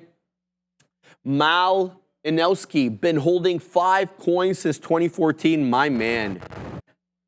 Yeah, Ram, this one was running back in that's when I first heard about it, 2013. What was it, like $100, $150? It was something like that, right? I wasn't even looking at Bitcoin. I was in high school back then. Yeah, I know. I'm not dating myself at all or anything, but Fabian said he was in high school looking at it at $100, 99. What? He said he saw it at. That's insanity. He didn't know how to buy it though at the time. He didn't know how to buy it. See, I saw all the ATMs, but I still didn't understand what it was. I thought it was Chuck E. Cheese money at that point, so it was harder to buy, I guess, back then. Oh, it is. Yeah, certainly. Right now, you just go on your phone, you buy it in a few minutes. It was a different world back then, right? So we all know that. Shout out to my man, Fat Figga. Let's see what else people are saying. Robbie V goes on to say, interesting move on TLT today. Initial reaction, good to CPI data, but has sold off big since TLT. In case you're wondering, guys, a 20-year treasury. Not something we cover often on the show, but important nonetheless. What are you looking at there, Ste? For sure. So I was looking at NVIDIA. So I was short, and then, we kind of bounced at this level, 146.50. Didn't like the look of that. And so I'm going long as of right now. And so it is looking like it's curling a bit up. We did have that distinct bounce at the 50 level. And so I want to take it at least to VWAP around 147.50. If it rejects at that level, at least I'll take profits a little bit before VWAP, but that's my look on NVIDIA. What else do we got here? CLSK. Let's take a look at that. But we're going to Adair first. Take a look here at Dogecoin during our afternoon version of our crypto segment. I think this is pretty apt given the fact that this is one of the crypto names from what I'm seeing that has benefited the most from Donald Trump's election. Of course, Bitcoin making new all-time highs, Ethereum getting a bit of a pop as well. But Dogecoin apparently has been up about 153% since election day. So look at Dogecoin. On this chart, you can see a nice rounded bottom look here, clearing past that previous resistance level here, actually bouncing into it. Then this was as of, I guess, a week before the election. You're bouncing off that 0.17 level. Now here, of course, up. This is, again, on the daily chart here, at 0.4, so great recovery here for DOGE, and is also benefiting today from the announcement that Donald Trump is going to start this Department of Government Efficiency. That, of course, is DOGE. So Elon Musk, who's been a noted proponent of Dogecoin in the past, is actually going to lead this initiative alongside Vivek Ramaswamy. It's going to end here on July 4th, 2026. So very patriotic initiative, apparently, here for the Department of Government Efficiency. And this is worth noting, too, because in the past, apparently, Elon Musk, as you've seen, he has been able to move the price of Dogecoin. He's called himself the Doge Father. And during his appearance on SNL in 2021, he called Dogecoin a hustle and sent the price to the downside. So we'll have to see if Elon Musk remains optimistic right now about this Doge and the Department of Government Efficiency. He's already joked about merch. Let's see if any of this enthusiasm can continue to send this one barking to the upside, guys. you for that, Adara. I want to mention that I was just looking at this Rocket Labs with Obe. He's looking at the move down, but I was seeing possible support here at 20. Now, this is pre-market action, so you never want to base too much on pre-market action because the volume's a little light. But now as I analyze the actual volume candles, each 15-minute had about 225,000. This one has 356. This one has 300, 300, 380. So there was good volume in and around this area. It's definitely not the millions, about 5 million, 7.5 million during regular market hours. Certainly not anywhere near that. What I was looking at this for was really simple. Support or resistance flips to support. And it's also at that $20 level, which is psychological, either support or resistance, depending on where you're coming from. So I'm going to be very interested here if Rocket Lab starts putting a couple of green 5-minute candles to make new highs. So this is interesting here. RKLB up 36%, but well off the highs here, giving about $2.50 offset highs. And this is the 5-minute look. Sorry, I was looking at the 15, guys. Yeah, this is interesting here. Let's keep an eye out on this one, see what it wants to do. We already have it up on the side chart. QUBT, bro. Come on, man. Come on. This one dipped into that 180 at the 20 exponential, rocketing up into 204. This one's breaking out, guys. Here it is at the high of the day, up 47%. Very consistent. This one is. Initially, we had trouble with volume, or at least, that was my gauge of it, that we didn't have enough volume on the day. Now we're about 11.5 million, almost 12 million shares now, which isn't great for a $2 name. But the volume, look locally here. Look at 1245. The volume candles on QUBT rivaling the volume candles that we put in at the open. So even though, relatively speaking, for a $2 name, not that much volume, when you compare it to what it was doing earlier, not too bad. So I'm going to keep my eye out on this one, QUBT.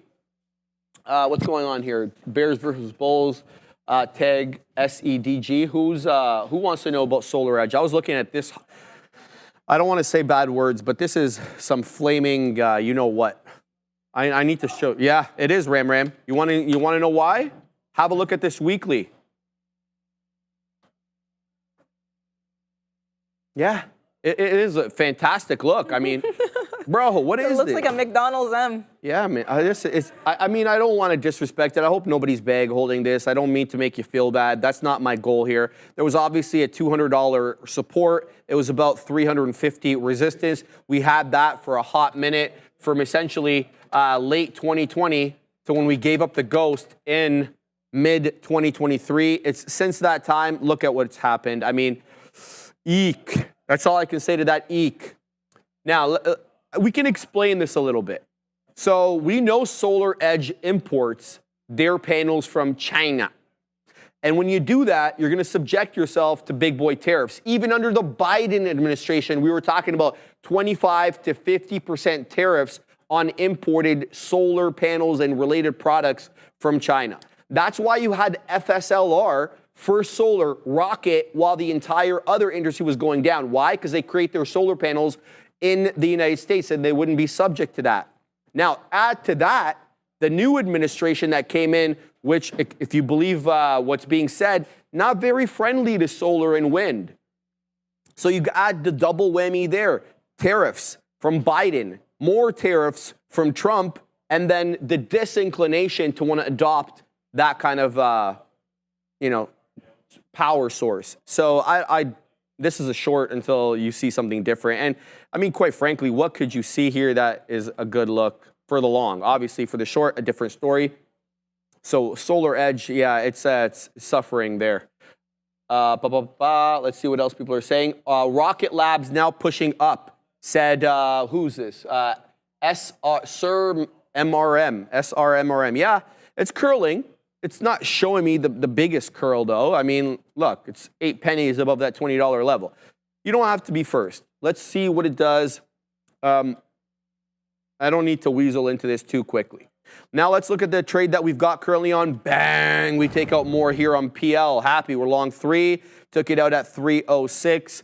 This one is holding the volume-weighted average price on Premier League. So we're going to look to weasel out some more here at the 10-penny level. So, Tay, what are you looking at? Awesome. So someone in the chat said, Dave, don't sleep. And so I'm looking at that as of right now And this looks really good. This is part of my playbook, the break of, it's not necessarily at the day's high, but we broke up above it. But I do like the fact that it is above the day's high. And so that looks really good as well. We are also approaching the pre-market high, which I really like as well. So shout out to you for bringing that to my attention.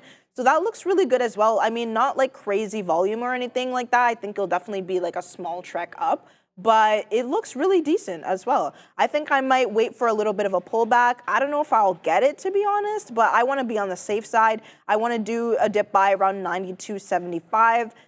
That looks really decent. Just because, maybe we might see a little bit of a rejection here at the pre-market high, but I just want to make sure that I get the best price. And so I am a little bit late to the party, to be honest, and I wish, you brought it to my attention sooner, because I would have liked to get involved around here, around this, the break of this high. But you know what? You can't have eyes on everything at the same time. So that looks really good. Shout out to you for that. And then CLSK, someone also shouted this out as well. And so this looks decent for the short. Why I think short? Well, my bias is below VWAP short, above VWAP long. So it is in this downwards trend here, which I do like. So we do have this trend. Gonna draw this trend line here.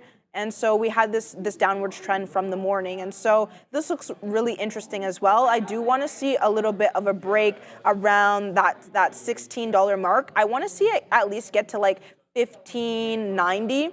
Just for a little bit more confirmation. I feel like this is a good look as well. It's breaking through this consolidation here, so I don't think that is a terrible look as well. I feel like as close to the trend, the downwards trend line is, better than, maybe a confirmation at 15.90. But so I think, getting in here, that's not a bad look either. Just for me personally, I just want to wait for a little bit more confirmation. Even if not 15.90, maybe like 15.97, 15.96.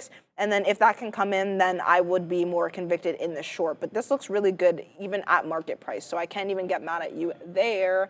And then someone saying AVGO, Meta, Amazon, $20 super chat. Shout out to you for that. Let's take a look at that. AVGO. Let's take, oh yeah. Oh yeah, that is a play. That is definitely in play. Look at that, VWAP, nice. all green candles. Get in now. I feel like that is not a bad look either. I would have liked to get in, maybe around 174, but beggars can't be choosers. I feel like it's a good look right now. So this is really looking good. I like the fact that it consolidated before below VWAP before it made this distinct move, and that gives me even more confirmation for this long trade. So that looks really good as well. If you are a little bit wary, to get in at market price, maybe a dip buy of 173.70. Are you going to get that? Maybe not, to be honest. I feel like it will blast off before it kind of does pull back, before it pulls back to this price. If you are waiting for a little bit more confirmation, 175.25 is a look as well. And so, those two levels, 175.25 or dip by 173.75. That looks really good as well. And then you also wanted to mention Meta. So let's take a look at that.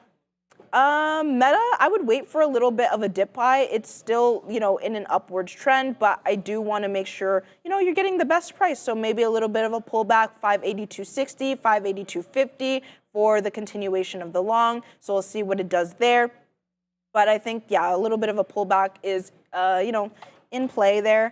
And then Amazon here, and then Amazon's just still blasting off here. And so we all are at like all-time highs. And so if you don't want to weasel your way in, I would say maybe a pullback around this level, 212.30. But if you're looking, to get in, as of right now, let's see if there's maybe a dip by 19 EMA level, 213.17. That is a look. If I look on the hourly, maybe you might get a dip by 212. But those are my looks on Amazon as well. I would say, just wait for a little bit of a pullback, because I do think the trend is still to the upside. But you just want to make sure that, you can be in the money as soon as, you get into the trade. And so I feel like if you get in here, you might, be out of the money a little bit, to be honest. Wait for a little bit of a pullback. And then once you see that base, load it up and get into it. And so, yeah, that's what my look is on those. How about you? Any looks on that? Yeah, I just got into, oh, no, which one was that? Amazon? Oh, AVGO, Meta, or Amazon? No, I'll look at that in a second from an intraday perspective. I have thoughts about AVGO from a wider time frame. For sure. But I just weaseled into QUBT, guys. We're long 17s. I already wet my beak at 28s. I'm looking at 30s now. This is squeezing, guys, and we know already that this one has a higher short float. I'll remind you about what it is in a hot second. Okay, so this one's not as big as I thought. That was another one I was thinking about. 6.6%. Not that great, but it does have a smaller flow. No, it's medium, 66.86. So it looks like this one's squeezing for maybe different reasons, real reasons, I guess, rather than technical reasons. I took out already half the position so far. Now I definitely want it to hold up above 210. That is where kind of we bull flagged a little bit. Here on the 1, we moved up over 2. We kind of did a little bit of a 5-minute bull flag, kind of, it's not even a pennant, it's a flag. And then I got in on the breakout of the flag, and now I'm looking for a break and take of a third. So I'm gonna move my stop into 209s. Now, if I end up getting stopped out, that's fine with me, but I can get back in. So actually, I'll give it to 208s. So there we go. So that's what we're gonna do. Stop is in place right now on QUBT. I want to ask you though. So I was watching the local news. That's kind of my thing. They make CB24? No, but yeah, it's similar. It's CTV News. Same company. Got it. They make me pay for cable in my condo. It's included in the condo fee. So I'm not a cable cutter. Fair enough. Anyway, so they were talking about Taylor Swift. You know she's coming in as Adira's favorite. I did see. The second ads. you said that, she groaned, eh? Okay, hold on. Can I tell you that people were lining outside the Rogers Center, formerly known as the Sky Dome for everybody else, yesterday to buy her merch ahead, and they were interviewing a couple of people in the line. They're like, oh, that came out of the line? These women dropped $700 on merch? Do you know what the markup is on that? They paid like $5 a shirt to make those, and they're selling it to you, God, for, I think they had like 5 or 6 things. It was 7 bills. $700 for a shirt? Bro. A shirt? For shirts, like gear. They had, what do they call it?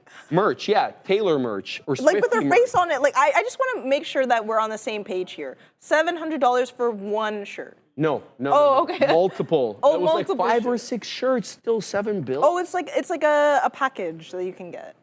I don't even think it was that. I think they just went, they went bonkers. That's wild. Buying that up. Anything more than $100, I mean, that's still a little bit steep. That's too much for me, man. Yeah, that's wild. The reason I'm bringing it up is I just saw people are lining up there as we speak right now to get merch. So, Ram sending stuff. Or is that the Chilean Nightmare? I think it's the Chilean Nightmare from Ram's account. Here it is. Oh, it's you? Are you selling those, Ram? Okay, how many tickets are those? God, I can explain to everybody. 2. So Ram's friend is 1 ticket. 1 ticket. Okay. Ram's friend is doing, public service out there, right? He's going and yes.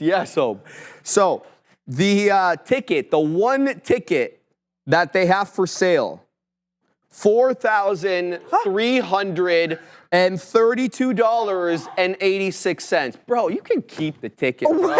What is happening with people? What? What is here for a couple of hours? I could buy 1 Ethereum for that price. Thank you. That is insane. Thank you. What? Thank you. No, that ain't for me, bro. That ain't for me, bro. And it hits home too, because my niece is all about that, and my sister's got to fork over money for that. And yeah, if you have a family, oh my gosh, you're taking out, a loan on your house for something like that. It's not a good look, Satya. It's not a good look. I mean, I personally wouldn't be happy being a parent in that situation, but yeah, that's what it is. That's what it is. So thank your friend, Ram. Good person. All right, let's see what we got over here. We just got stopped out for the remaining amount here on QUBT, but let me see exactly what we do here at 2.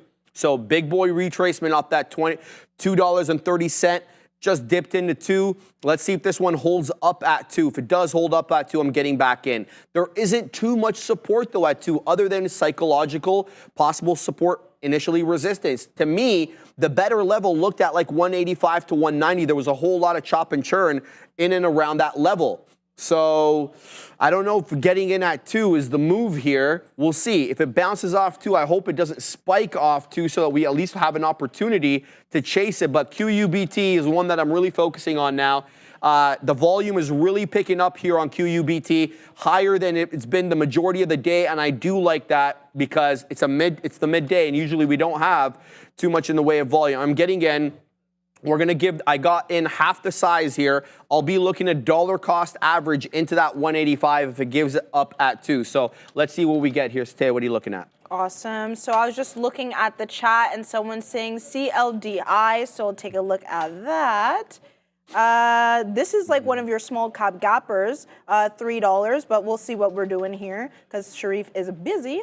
So we'll see here. I like the fact that it had this rejection here at 250. And so usually I'm not like a person to really like have a good look on this, but I feel like this is really distinct. We had the earnings on Tuesday, and so that gives us extra catalyst so that there's like, you know, more momentum. And so it was an earnings beat, so that looks good as well. But what I'm looking at on the day is the fact that it went to $2.58. Let's close enough to the 50 mark. And so we had a wick at that level, couldn't get to that level.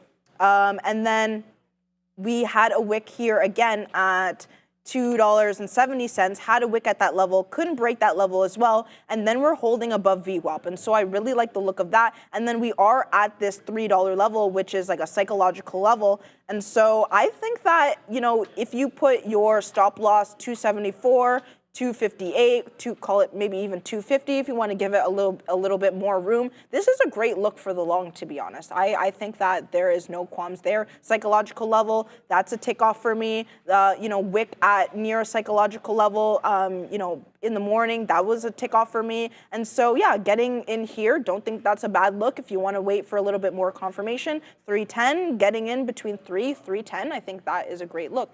So that is my take on that. Someone's saying coin 300. Let's take a look at this. Oh, coin, what are you doing, girly? I mean, yeah, this one's a little bit like hard to read. Like as of right now, it looks like it's trying to bounce off this level 303. I don't think that 300 is like a bad look either. I think that I would rather get involved at that level rather than trying to time whether it might go there from here, to be honest. I would say wait, you know, see what it does at $300 level if you're not currently in the trade as well. See if there's a bounce off of that level or if there's a break through that level. I think that that is kind of the pivotal level that I'll play off of. Bounce off of 300, say it goes to 300. I'll just draw a line, like a hypothetical here. We'll get rid of this line. So let's just say it goes here and then bounces up. Then I'd want to get involved because this is kind of a place that I would risk off of. And even though I'm buying at a higher price, at least I have a confirmation of where I would get out. And so I would rather, you know, get in around 306 once it bounces off of that $300 level. Or if it breaks, if it goes to that $300 level and then it breaks through that $300 level and I see like 299, 298, or even as far as 295, then I would start initiating that short. But I do want to see more confirmation at that $300 level because I feel like it will tell us what we really need to see. So that is my look on that. What else do we got here? Let's take a scroll. Comment in the chat. What do you want to see, guys? What do you want to see? Comment quickly. But I'll just go to other things that I was looking at. Someone mentioned Dave before. And so this is why I was a little bit wary of this pre-market high. I was saying, you know, we don't want to see a wick at that level. And so it looks like it went to 95 and then it's banging back down.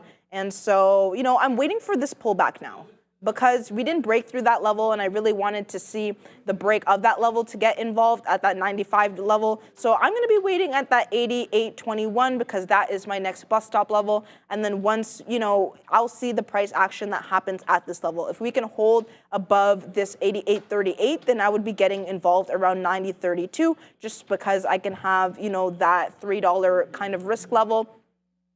For my trades, I really want to see confirmation, and then I'll risk, you know, below the bounce. So that's just kind of how I trade, and that's just, you know, it's worked for me. So That is the look on that. Someone's saying ARM.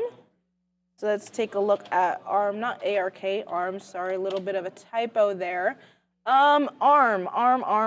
What are you doing here? I mean, I don't really, I like it, but I don't like it. I mean, if you're swing trading, let's take a look at like higher time frames here. I mean, on a higher time frame, this is kind of the level that we're looking at. 132.36. That is kind of a wick level that we're looking at, and then we had this high. So it's kind of like in this range here. And so I want to see what it does at this level, 136.36. We're, you know, closely approaching there. If we see, you know, at least 2 15-minute candles closing below that level, then, you know, maybe we would initiate that short. Maybe I want to see a break of that low 135.08 for the initiation of the short. Or so I'm looking at that level, or what we do at this VWAP level. Maybe we possibly get up to VWAP and then reject from that point because we are already in this downtrend. But I think that rather than getting in here, we want to see what it does at this level, because you can get in here because it does look like it's curling up, you know, for the long. But I think that 137 gives me a little bit more confirmation that that push, that volume is really there. And then if it gets to 137, if we can see at least like 137.20, then I would be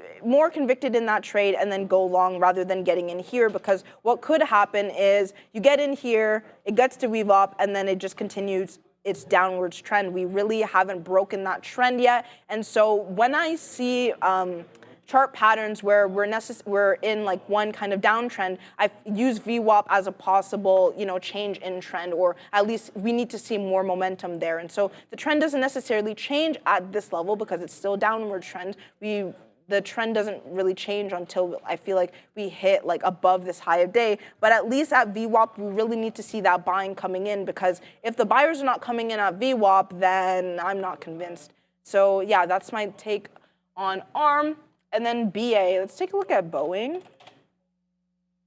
Boeing, yeah, I same type of look. I feel like I want to see what it does at this VWAP level, or if I see a break of 141.10. So the two kind of levels that I'm looking at is the break of, or even 140, call it 141. 141, I want to see if it bounces off this level, and then we continue to, you know, the long side. Or if we just get to VWAP and then continue this downwards trend. I feel like that is kind of the pivotal level that we need to see as of right now. If I look on the hourly time frame, this looks really nasty. I wouldn't even be looking for the long as of right now, just because there really is no confirmation as of yet. I do want to see a cross of this 143.25 if we're looking on a higher time frame, in order for kind of a change in direction, more of like a right side of the V kind of action in terms of Boeing. But not too great of a look as of right now. How about you, Sharif? I'm really happy with this trade here on MVST. I took what I take there, 72, 20, yeah, my math is really bad, 26 pennies on a less than $1 name. So I'm happy with this one. We got in at 72s, wet the beak multiple times. I just got the best print I've got on the day, 98s. It's up 418%, but it's having a lot of trouble with $1. Right now, it's gotten above $1 before. 105 was the best it could do. Right now, I just took out top wick at 98s. Happy with this trade. This one is done now. Uh-oh, DYN. We're short DYN over here. Let's have a look at this bad boy. I think I got into this one accidentally. Yes, I did, because this is this triggered me on the stop. Now I need to analyze, is this a good short? It kind of does look good. Neil always says, if you get into a trade by accident, get the hell out super quick. That's what he always says, but I want, okay, let's see how much I have short. Let's find out over here. Yeah, I can hang out. I can hang out. We're gonna hang out. We're gonna give this a try, Satea. Sharif doesn't want to lose not even a penny. No. I got in by accident. Maybe it's an omen. No, but it's at the 20 exponential. I've got very, very, very little shares because it stopped me out for the remaining amount that I thought I had left. Then we got the print at 35.65. That was the last amount that I had. Now it's going against me. So I give this one a minute. I'm just a quick minute to see what it wants to do. If it weasels up, I'm going to flatten out. Now, this trade's working, though. Where is it at, baby? Bang on QUBT. Second time in, baby. We get initially 217, scalp out into 28s. Dips into 206. We get 206 again. Just took out two 16s right now. Let's set up a little bit higher now. We're going to set up at 18s for a beak wetter. And I'm going to set up at 20s. And then, let's see. QUBT, yeah, we're good to go there. Let's set up at 22s as well. So I'm going to look, take a whole bunch of prints. If it can squeeze, I'll be able to catch this one in the squeeze. So I'm layering my orders right now, trying to catch this one on the squeeze up. We know the high of the day is $2, and 30 cents. Let's see if we can ascend. We're printing 18s. I'm waiting at 18s, but it's got to cross. Otherwise, bang, we get it again. Let's see if we get the print at 20. Come on, QUBT. This is a good look right now, up 58.33%, looking to go higher. We already know, at least if it works its way into that high of the day, we'll get the print, but don't want to call it too soon in case we don't. So that's a look there. Let's go back to DYN because this one's going against me, Satea. So I think I got a flat note here. Thinking about this one. What is this one doing? What is this one doing? It's curling down. All right, you know what I'm going to do? I'm just going to put a stop. That way I don't need to manage it, right? There you go. That's the move there. So what we're going to do is we're going to put, let's say, 34.85. That's where I see the breakdown over here. Let's say 34.86. We'll look to cover if it hits anything above that, and there it is. So now we don't need to worry too much about it. I'm still keeping an eye on Rocket Labs, guys, because it's really hovering at that $20 area. It's not doing a hell of a lot, man. There's a whole lot of chop and churn right now on Rocket Labs. I've been waiting to see what it wants to do. It's below VWAP. Really hasn't given me an indication of anything, so it's not going to trade it if I don't have a good read on it. So that's a look there. Where's the other one that we were trading? How come I didn't get the print there, bro? What is this? Like, I don't get that. Like, it crossed into 9s. I don't get why I didn't get the print. I'm talking about PL, but we'll get back from Midday and we'll talk more about that. We have here a lot of Fed comments to go over as we take a look at the US dollar. The DXY here actually dripped pretty early. I have the 15-minute chart up. So here's 8:30. We get that CPI print. We get to 105.7s before bouncing pretty heavily. Now we're near day's highs in a bit of a bull flag on the 15-minute chart and at 106.50. So up almost a whole point from that drop.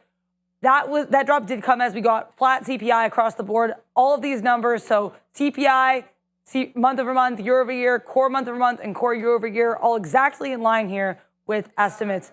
Then we did have here some comments coming from Fed's Kashkari saying that shows there, I guess, that the policy is on the right track. Fed's Logan saying that the economic activity is resistance and that one of the biggest threats here, or I guess risks to the monetary policy challenge would be a change in financial conditions, specifically if we continue to see an increase in bond yields. Then we had Fed's Muslim opining here at 1 p.m. that apparently will have further rates easing here. It'll be appropriate to lower rates further if we continue to see a drop in inflation, which of course makes sense, but said that the economy is actually on track to have a solid fourth quarter. Fed Schmidt just started speaking right now here at 1:30, saying that it remains to be seen how much the Fed will cut and where the rates may settle. So lots of uncertainty, I guess. Not anything crazy new coming here out of the Fed, but generally seems like they're looking to lower rates. We're just not sure when and the timing of these rate cuts. There's one more comment here I wanted to read from Muslim, which is basically saying, I expect the economy to grow closer to the 2% rate going forward.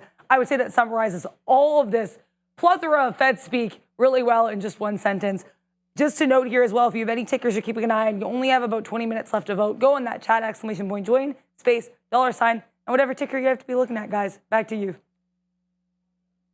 Dara. So I just wanted to cover SPY because someone was asking about that and how it's kind of struggling with that 599 23 mark. It didn't necessarily go to that 30 mark. And so I think that this is still in play, to be honest. We haven't really broken below the trend as of yet. And so it's still a very strong trend up. And so, again, I'm not worried until, if it gets up to these levels again, 599.25, let's say, and it doesn't break through that level, then I would be a little bit wary.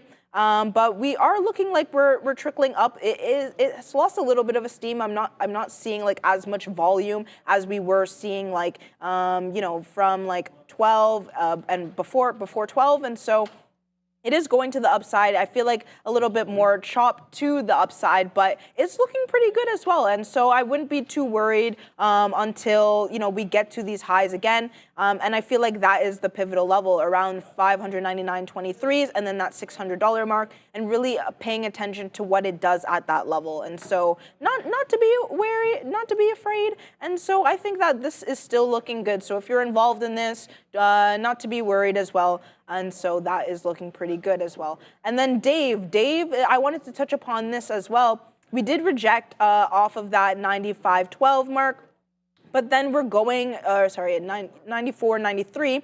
But then we are kind of trying to get to the upside. It made a little bit of a retracement here, which I feel like is significant because it's near this local high, 92.97, and it looks like we're curling back up. So a little bit of a pullback, and so I think that once it touches like a high twice, I think it gives you more confirmation on that second touch. And so it could reject off of this level, but if I do see a break of that 94.80, 94.88, 94.93, then I would be more convicted in the continuation of this long. So that looks really good there. Wouldn't necessarily get involved here. I do want to see that confirmation come in at that high there because, we could break down from here.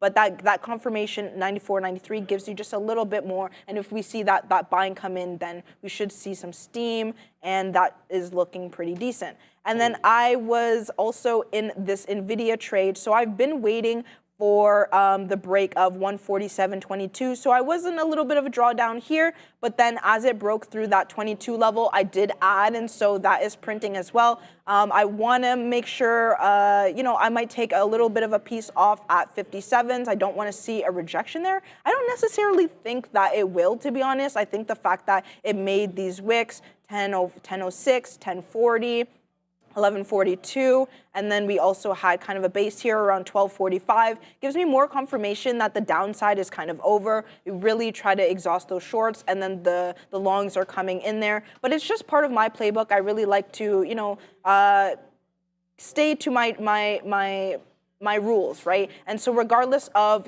how the trade is playing out, my take profit levels are at VWAP and then taking a little piece off of there. And so that's what I'm going to do despite it looking pretty strong here. So that is my take on that. What else are you guys looking at? XOM, or OKLO. Let's look at that first. OKLO.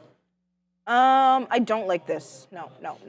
I don't like this at all. Why? It's just consolidating through this level, 22.40, and then again at VWAP. Not making, too much of a distinct move. We do want to see a break of either level, and then we will do this ad read.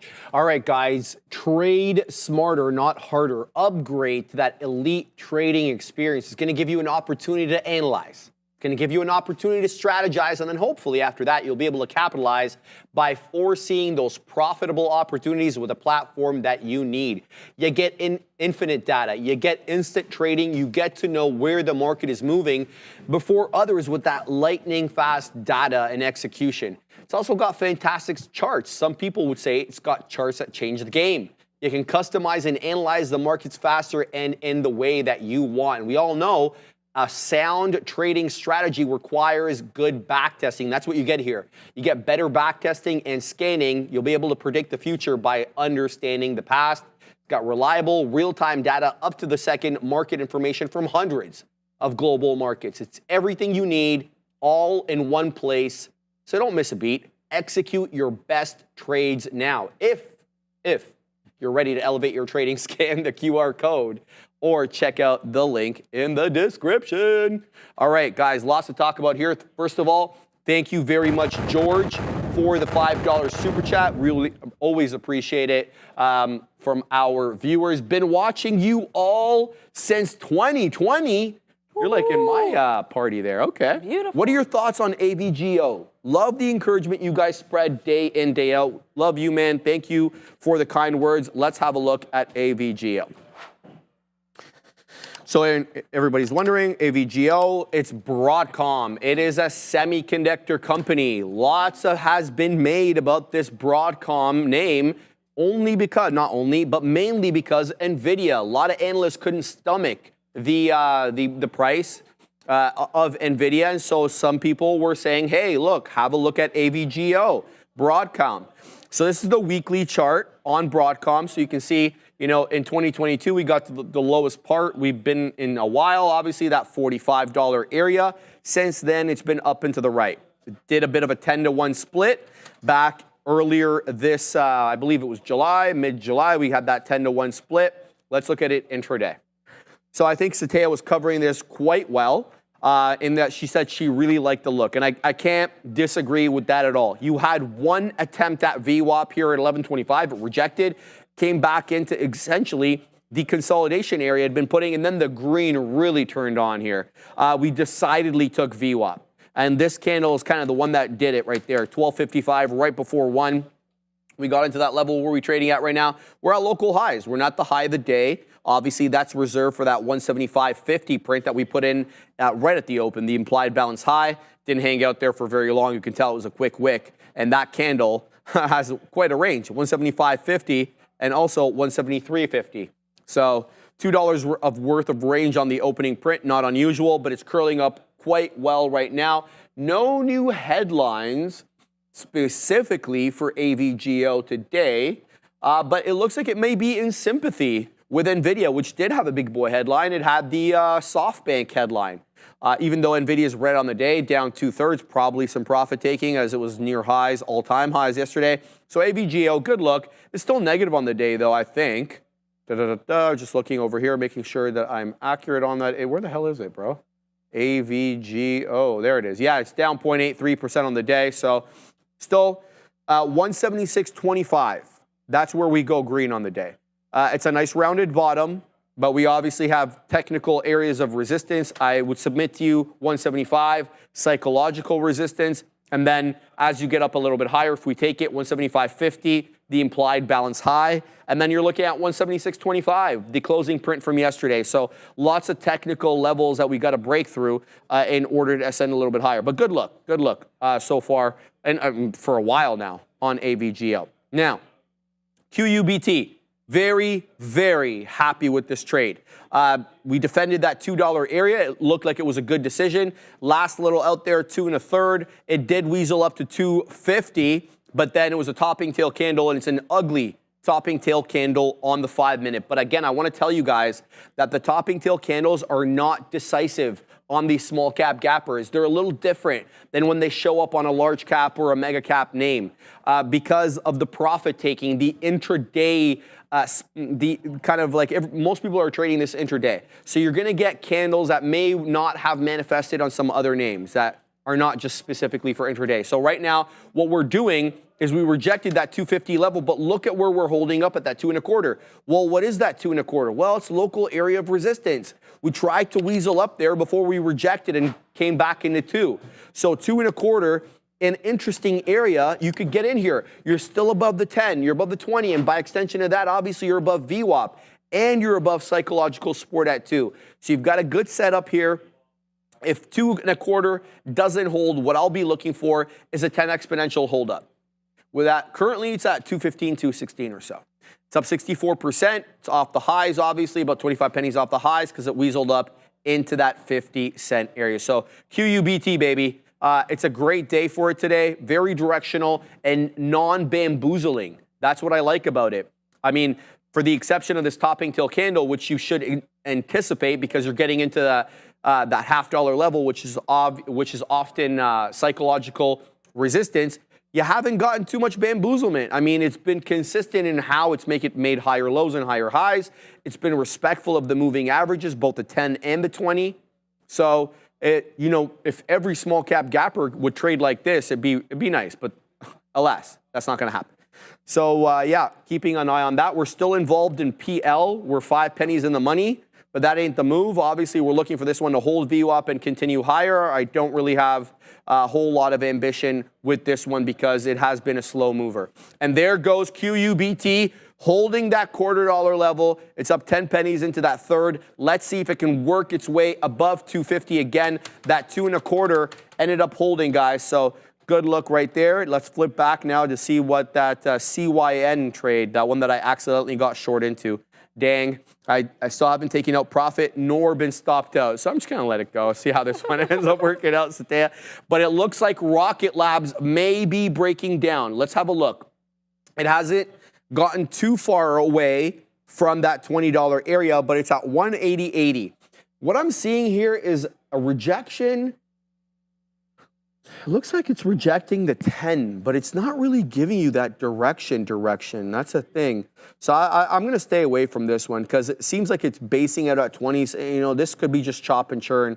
This dip below 20. Now it's trying to work its way back into 20. So interesting look there. Okay, a couple of super chats, baby. We got to get to these. Let's go. It's me. 1, 2, 3, $10 super chat. Okay. Satya and Sharif. Your analysis is consistently on point. I've learned so much from y'all. Thank you from Hill County, Texas. Let's go. That's a big boy state there. Everything bigger in Texas, right? Absolutely. Everything big. The Lone Star State. Thank you. Thank you very much for that. Let's go on to the next one from my man Ian Respeto, $9.99. Super chat. Thank you very much. Hi, Sharif. Can you take a look at ANET? Been thinking about picking it up here for a long hold. Just had earnings recently. They were good. Has stock split for 4-to-1 on December 3rd. Say less, my man. Let's have a look at this one. ANET. All right. Nice look for it today. Really straddling VWAP there. Let's start obviously with the weekly. How about whoo-hoo? That is what you want to see when you pull up a weekly. That is what you want to see. Okay, so for everyone who doesn't know, ANET is Aritzia Networks. They're a provider of data-driven client-to-cloud networking for large data centers, campuses, and routing environments. They deliver, I'm just looking through here to see if they do any security or they're just cloud. Looks like they're cloud and AI.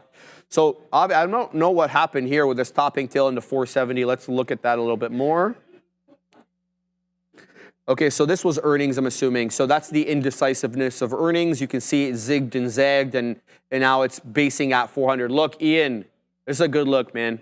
What's it trading at? Let's look at some fundamentals. 47 times earnings. Okay, let's compare it to Snow. Let's compare it to some of the counterparts. So Snow's trading at minus 41 times earnings. So ANET makes money. 47 times earnings. I like it. I like the trend.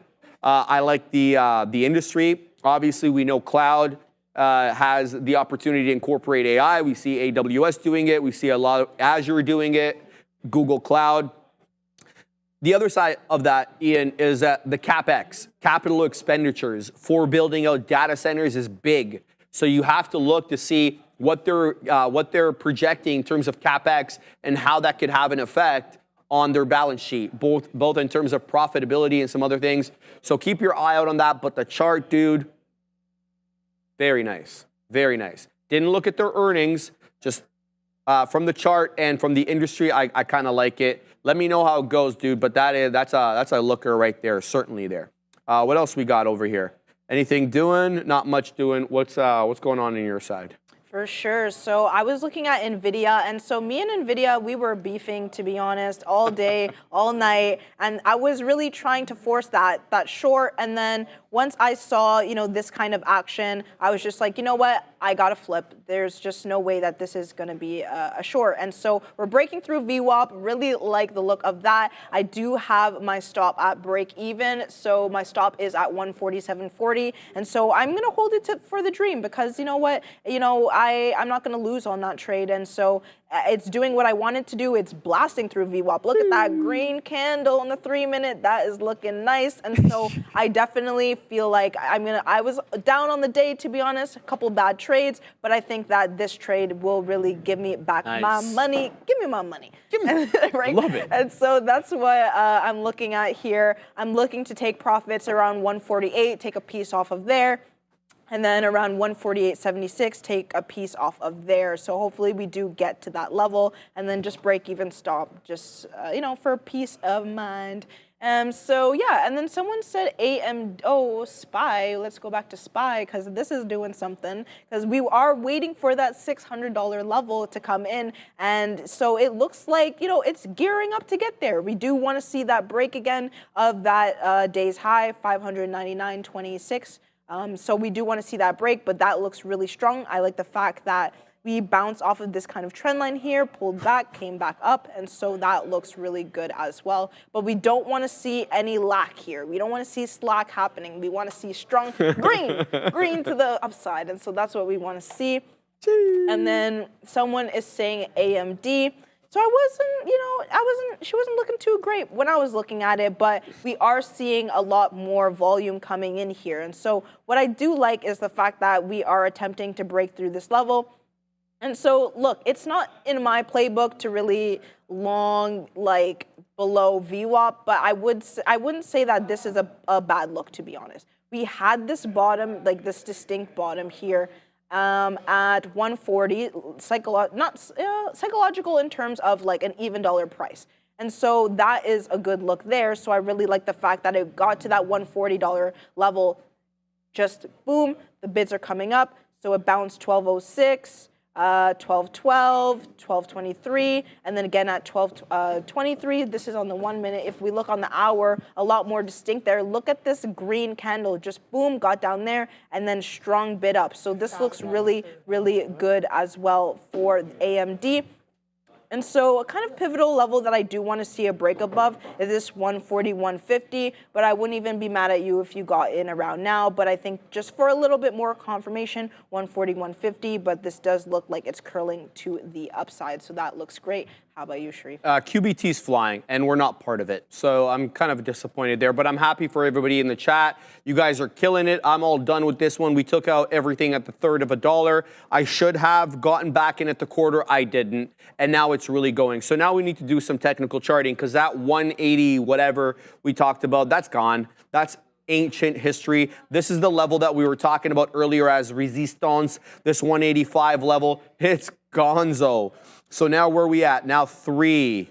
Okay, so this is what I'm looking at, 350, the next area of resistance. So it looks like obviously if we get back by 3, that's going to be psychological resistance, that $3 area. And then the technical area, we got to go all the way back to February of 23 for anything around that 3.5. Above that, then we're looking at 4.25. And you have more chop and churn at that 4.25 than you have at 350. So we could, who knows, we could blow through that 350 if we really get going here. 4.33, 4.25. That takes us all the way back to June of 22 and August of 22. That's how long it's been, a hot minute since this bad boy's been up there. And it's above everything, guys. It's above the 50 exponential, the 200 exponential. It's above them all.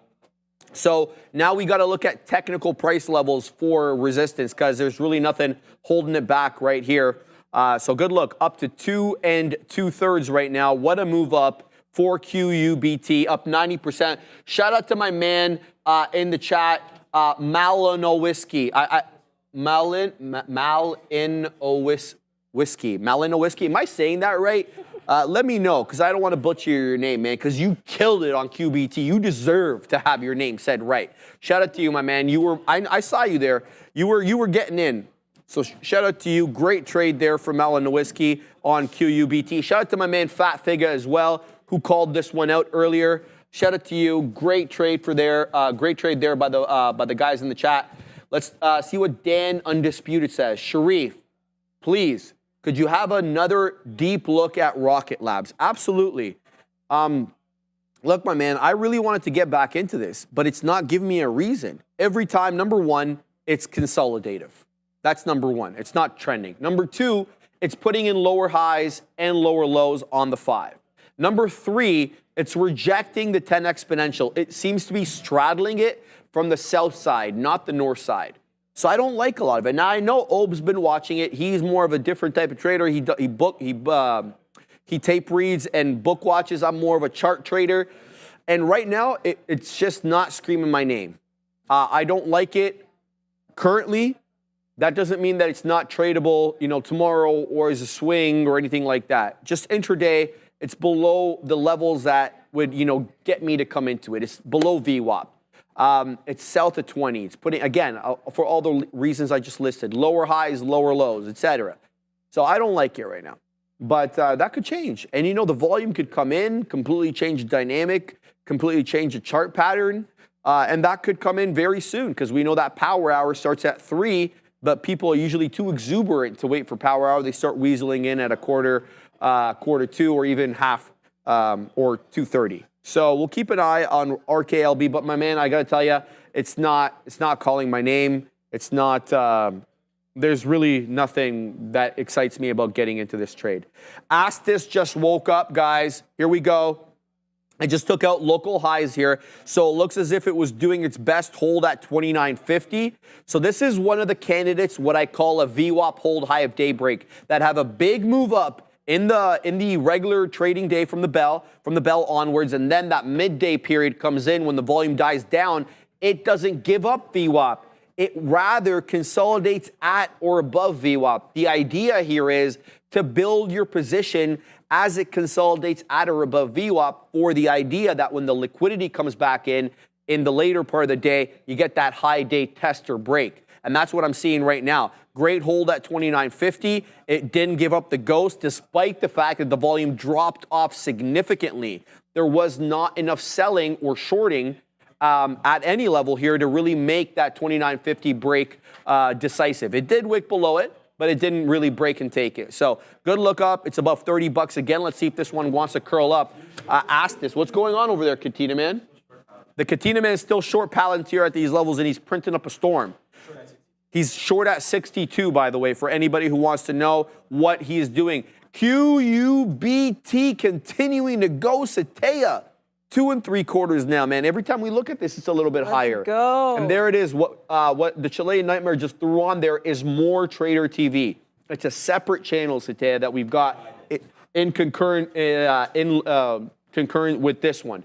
And what you see is you got Sean's positions on the right, Obi's positions on the left, and then even more to the right and to the left of that are all the outs and ins denoted by the buy, short, sell, or buy or short, yeah, right there. And then below that, you got the economic calendar, you got top stocks. Adara takes care of all that. She's throwing in that stuff. You can see on the top there as well, we've got the little ticker with all the new headlines coming in. Adara always doing the absolute most in a great way, taking care of this channel. And you can see, we even have the charts on there for you. Absolutely, looking beautiful. So go check that out. More Trader TV Live. It's a separate stream though, so it's a separate channel. It's not on our. You got to go type in literally more Trader TV.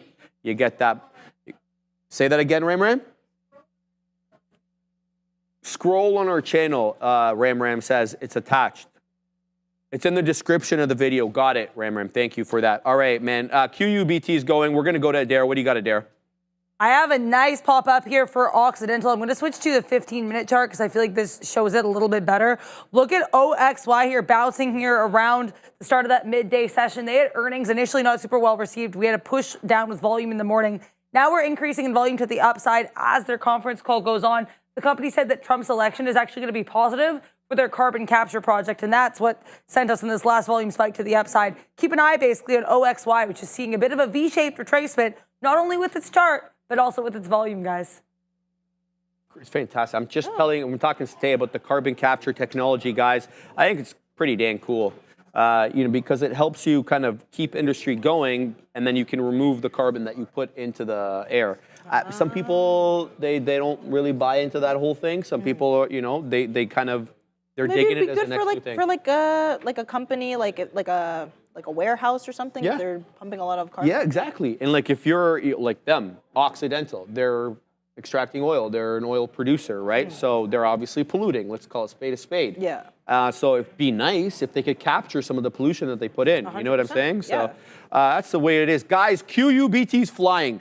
We're about to take out 290 here, guys. We're going to squeeze into 3. It's a 110% mover. It's a midday move. There's a seller of note, though, guys, at 90. And that was really, there we go. Just took them out. 91s, 92s. This one is squeezing. Here comes 3s, guys. Go ahead. No, I was looking at that chart. Moving, and I'm out at 2 1/3, like a dingbat. But it's okay. It's okay. You got out? Yeah, a long time ago Oh, at 2 man. 1/3. Yeah. No, I would have wet my beak on the way up for sure. That's But wild. yeah, this one rejecting 3 for now. Guys, watch out. 250. I like this at 250. Guys, remember, I always talk about this.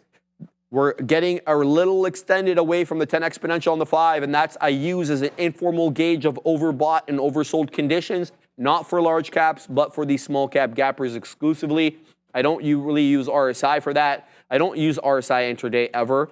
I do use it a lot for swing, but there it is, $3, high of day, QUBT. It's a dang monster, and it's a midday mover. Oh, baby. What are you looking at? For sure. So I'm just looking at my Nvidia trade, and so this is like my playbook trade. I did get a little bit. I got in a little bit early, so I kind of broke the rules in that regard. But I did see lots of buying coming in there, and so that's why it's not just because I felt like it's because what I was seeing on the charts. I was just like, I need to get a good price, and so I can get more leveraged here once it does break VWAP. So I got in around 147.20, and then it broke VWAP, and then I added some more here, and so that is a good look as well. We're consolidating above VWAP, really liking that, and so the take profit levels that I'm looking at is 148 and then 148.45. So hopefully we do get up there. If we do break below VWAP, then I'm just gonna hop out of that. And so yeah, that's just my take on Nvidia as of right now. Nothing too crazy. Someone said Dave in the chat. Dave is curling its way up there, so that looks decent as well. And so yeah, that's my take on that. But yeah, just make sure you like, subscribe. Make sure that I don't know how many views that we have on this video, but share, like, subscribe, because we give you free information every single day. And so why wouldn't you want to tune in, right? And so help your portfolio and tune in with us. And the more we grow, obviously, the more we're thrown back into the show. Absolutely. That just kind of goes without saying. We're always expanding, always adding. They're always building something here. I can just tell you that from personal experience, having been here a few years. Guys, it is now 2 o'clock. It's time to send you over to the Big Kahunas, but it will be Joe and I on tomorrow. He's going to have an options lesson, and then Sate is going to drop hot lines on Friday. Yes, and sir. she always keeps us guessing. I like that. So make sure to join us again tomorrow and Friday. But until then, we'll see you. Same bat time, same bat channel. Get it, Big Kahunas. Yo, we're back. Yes, who's back again.